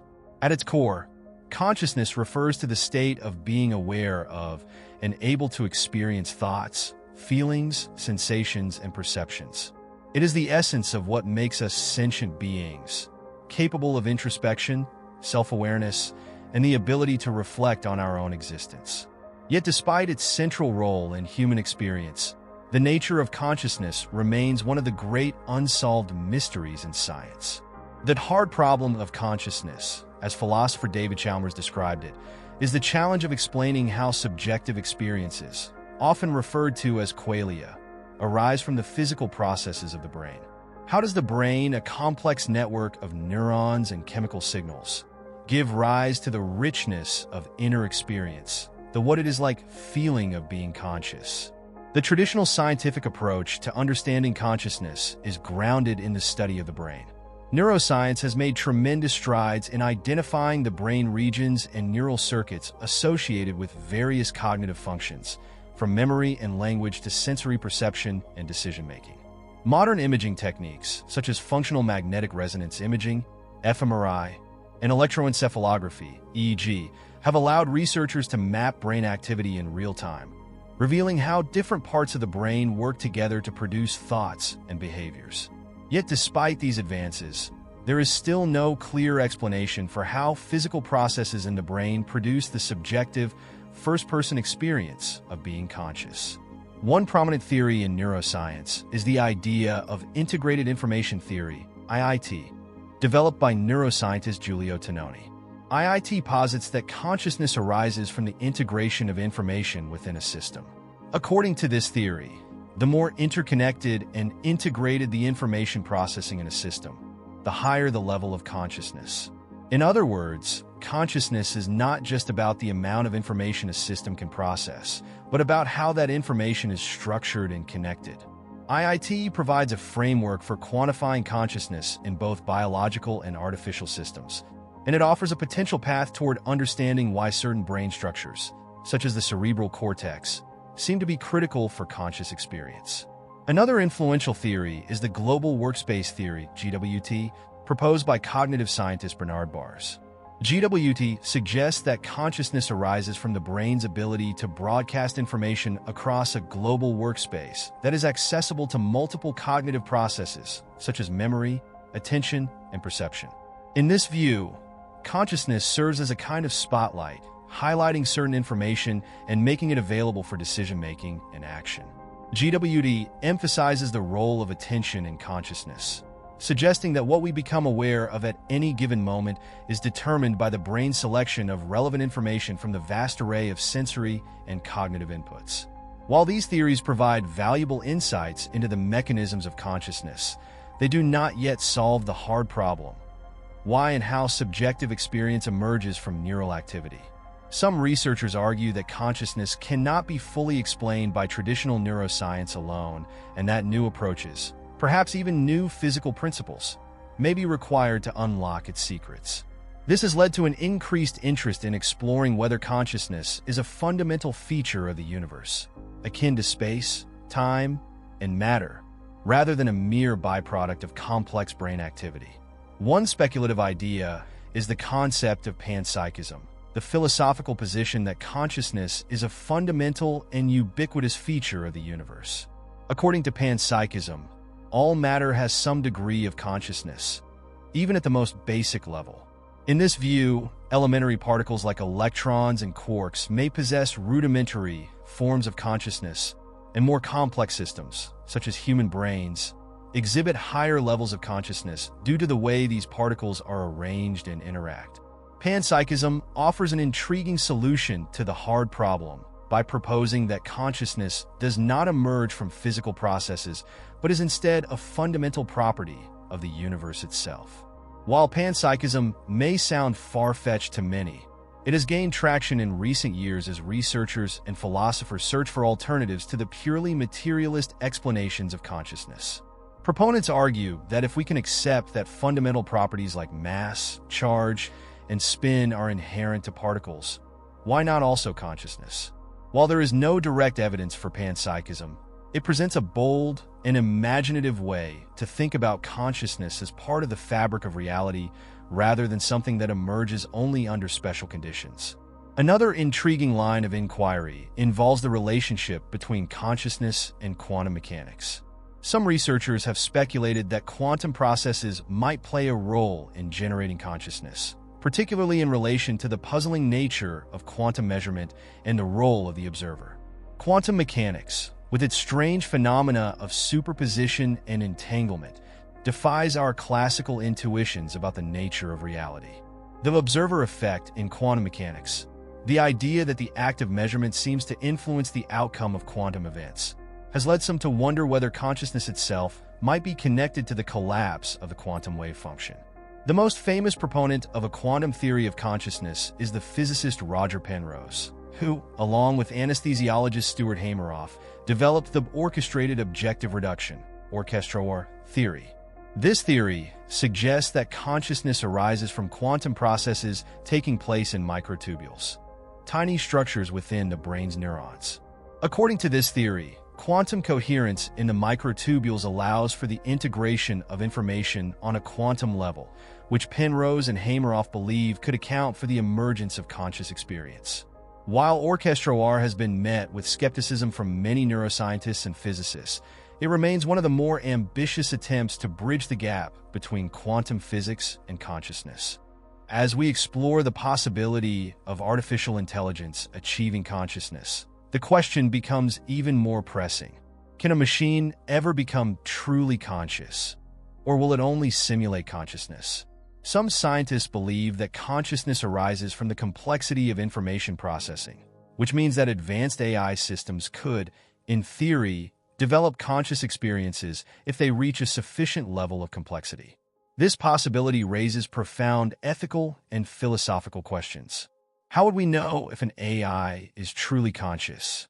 If it were, would it deserve the same moral consideration as a human being? The development of conscious AI could challenge our understanding of what it means to be a person and force us to reconsider our definitions of life and intelligence. If AI were to become conscious, it could radically alter our relationship with technology and the universe itself. A conscious machine might be able to think and experience the world in ways that are incomprehensible to humans, potentially leading to new forms of creativity, knowledge, and understanding. However, the creation of conscious machines also raises concerns about control, responsibility, and the potential risks of creating entities with their own desires and goals. Consciousness also intersects with the study of near-death experiences, out-of-body experiences, and other altered states of awareness. While these experiences have been reported by individuals throughout history, modern science is beginning to investigate them more rigorously, particularly with advances in neuroimaging and cognitive science.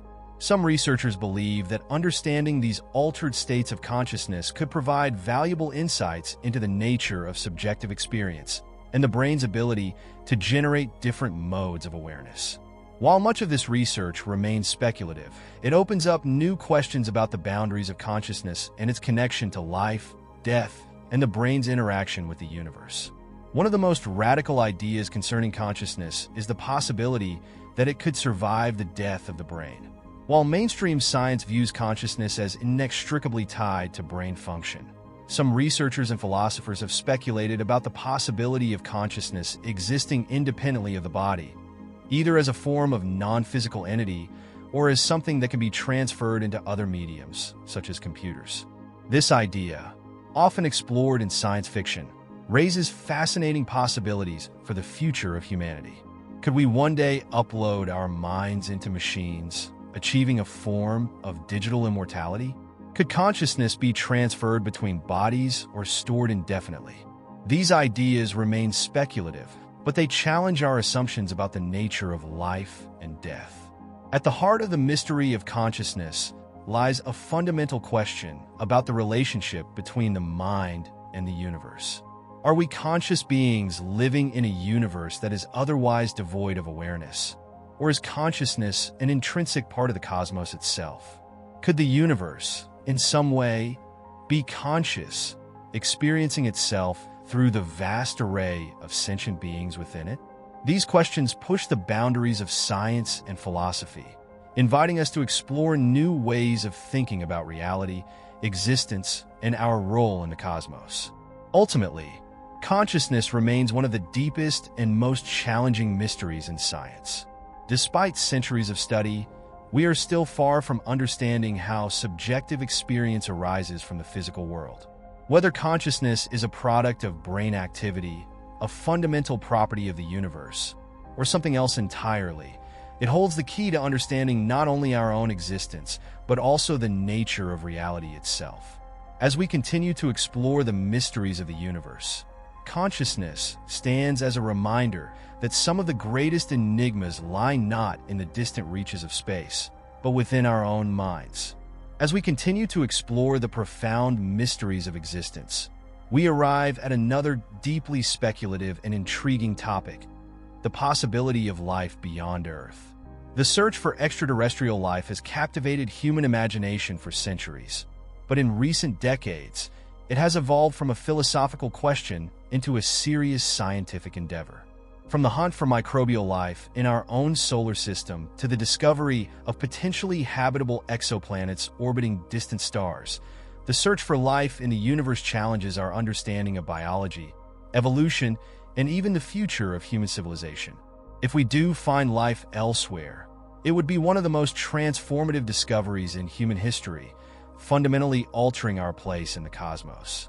The search for extraterrestrial life is grounded in a principle that has guided much of astronomy and science: the idea that the universe is vast, diverse, and rich in possibilities. Given the sheer number of stars in the galaxy, estimated to be around 100 to 400 billion, and the even greater number of planets that likely orbit those stars, it seems statistically plausible that life could have emerged elsewhere. In fact, the discovery of exoplanets, planets orbiting stars outside our solar system, has been one of the most exciting developments in modern astronomy. Since the first confirmed exoplanet was discovered in 1992, thousands more have been identified, many of them residing in the so-called habitable zone of their stars, where conditions might be just right for liquid water to exist. Water is one of the most essential ingredients for life as we know it, and the presence of liquid water is considered a key indicator of a planet's potential habitability. In our own solar system, water is abundant, not just on Earth but also in the form of ice on moons like Europa and Enceladus, which orbit Jupiter and Saturn, respectively. Beneath their icy crusts, both of these moons are believed to harbor subsurface oceans of liquid water, heated by tidal forces from their parent planets. These oceans may contain the necessary ingredients for microbial life, making Europa and Enceladus some of the most promising places to search for life within our own solar system. Mars is another key target in the search for extraterrestrial life. Once a planet with flowing rivers and lakes, Mars is now a cold and barren desert. But evidence of its wetter past has led scientists to speculate that life may have existed on Mars billions of years ago. The discovery of ancient riverbeds, dried lake beds, and subsurface ice has provided tantalizing clues about the planet's history. NASA's Perseverance rover, which landed on Mars in 2021, is specifically designed to search for signs of past microbial life by analyzing rock and soil samples from an ancient lakebed in the Jezero crater. These samples may one day be returned to Earth, allowing scientists to study them for fossilized evidence of life.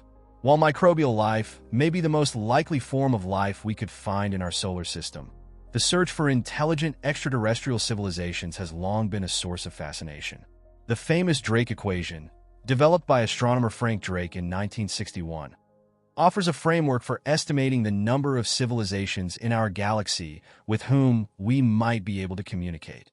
The equation factors in variables such as the rate of star formation, the fraction of stars with planets, the number of planets that could support life, and the likelihood of life evolving into intelligent civilizations. While the equation is more of a conceptual tool than a precise calculation, it highlights the many unknowns involved in the search for extraterrestrial intelligence. SETI. The SETI project has been one of the most well-known efforts to detect intelligent alien life. Using radio telescopes, scientists have been scanning the skies for decades, listening for signals that might be of extraterrestrial origin. While no definitive signal has been detected so far, the search continues with increasing sophistication and sensitivity. In recent years, SETI researchers have expanded their search to include other forms of electromagnetic communication, such as optical signals, which could be transmitted by advanced civilizations using lasers.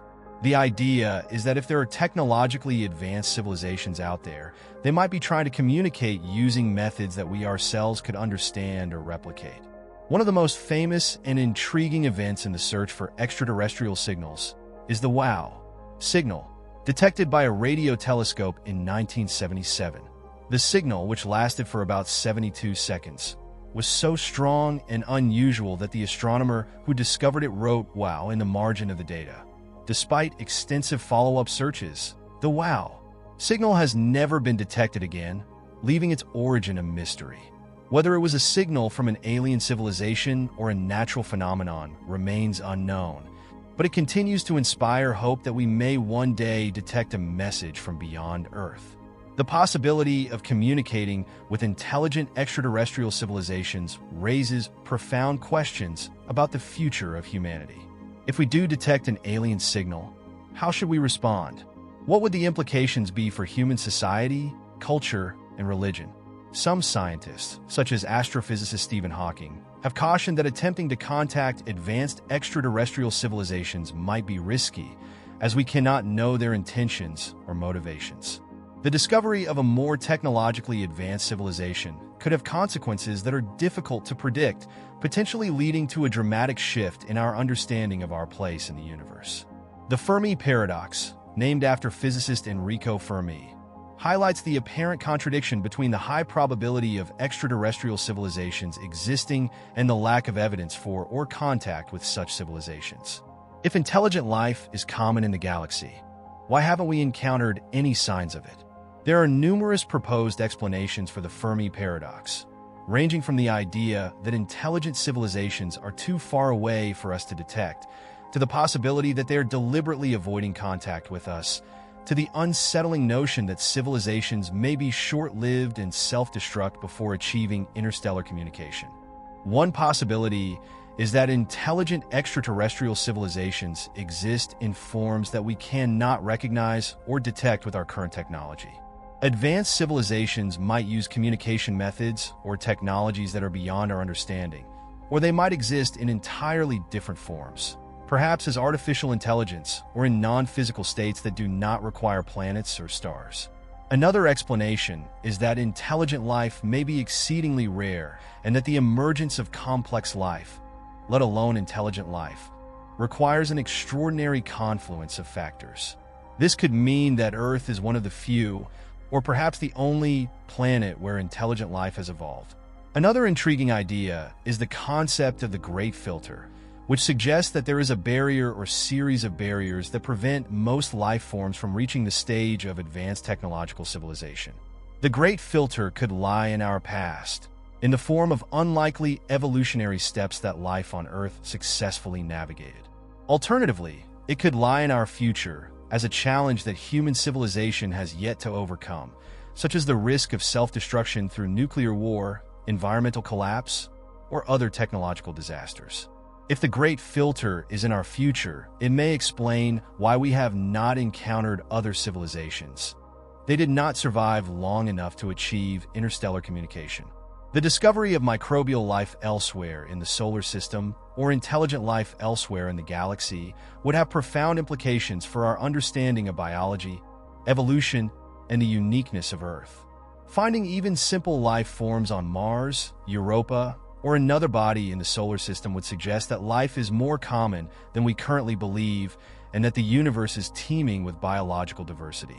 Such a discovery would also raise questions about the origin of life on Earth. Did life originate independently in multiple places, or did it spread between planets through a process known as panspermia? Panspermia is the hypothesis that life, or the precursors of life, could travel between planets and star systems, potentially seeding life on multiple worlds. If life on Earth originated from microbes that traveled here from elsewhere in the solar system, or even from another star system, it would suggest that life might be more widespread than we thought. Panspermia could occur through natural processes, such as meteorites carrying microbial life between planets, or through the deliberate actions of an advanced civilization. While the search for life beyond Earth is still in its early stages, future missions hold great promise for advancing our understanding. The James Webb Space Telescope, JWST, launched in 2021, is expected to provide unprecedented insights into the atmospheres of exoplanets, potentially detecting biosignatures, gases like oxygen, methane, and water vapor, that could indicate the presence of life. Meanwhile, upcoming missions to Europa, Enceladus, and Mars will continue to search for signs of life within our own solar system. The discovery of extraterrestrial life, whether microbial or intelligent, would be a transformative moment in human history. It would confirm that life is not unique to Earth, and that the universe is far more diverse and complex than we ever imagined. The implications for science, philosophy, and religion would be profound as we grapple with the realization that we are not alone in the cosmos. It could also spark a new era of exploration, as humanity sets its sights on making contact with other civilizations and expanding its presence in the galaxy. Whether or not we find life beyond Earth, the search itself is a testament to humanity's enduring curiosity and desire to understand our place in the universe. The possibility that life exists elsewhere, waiting to be discovered, reminds us that the cosmos is full of wonders yet to be explored.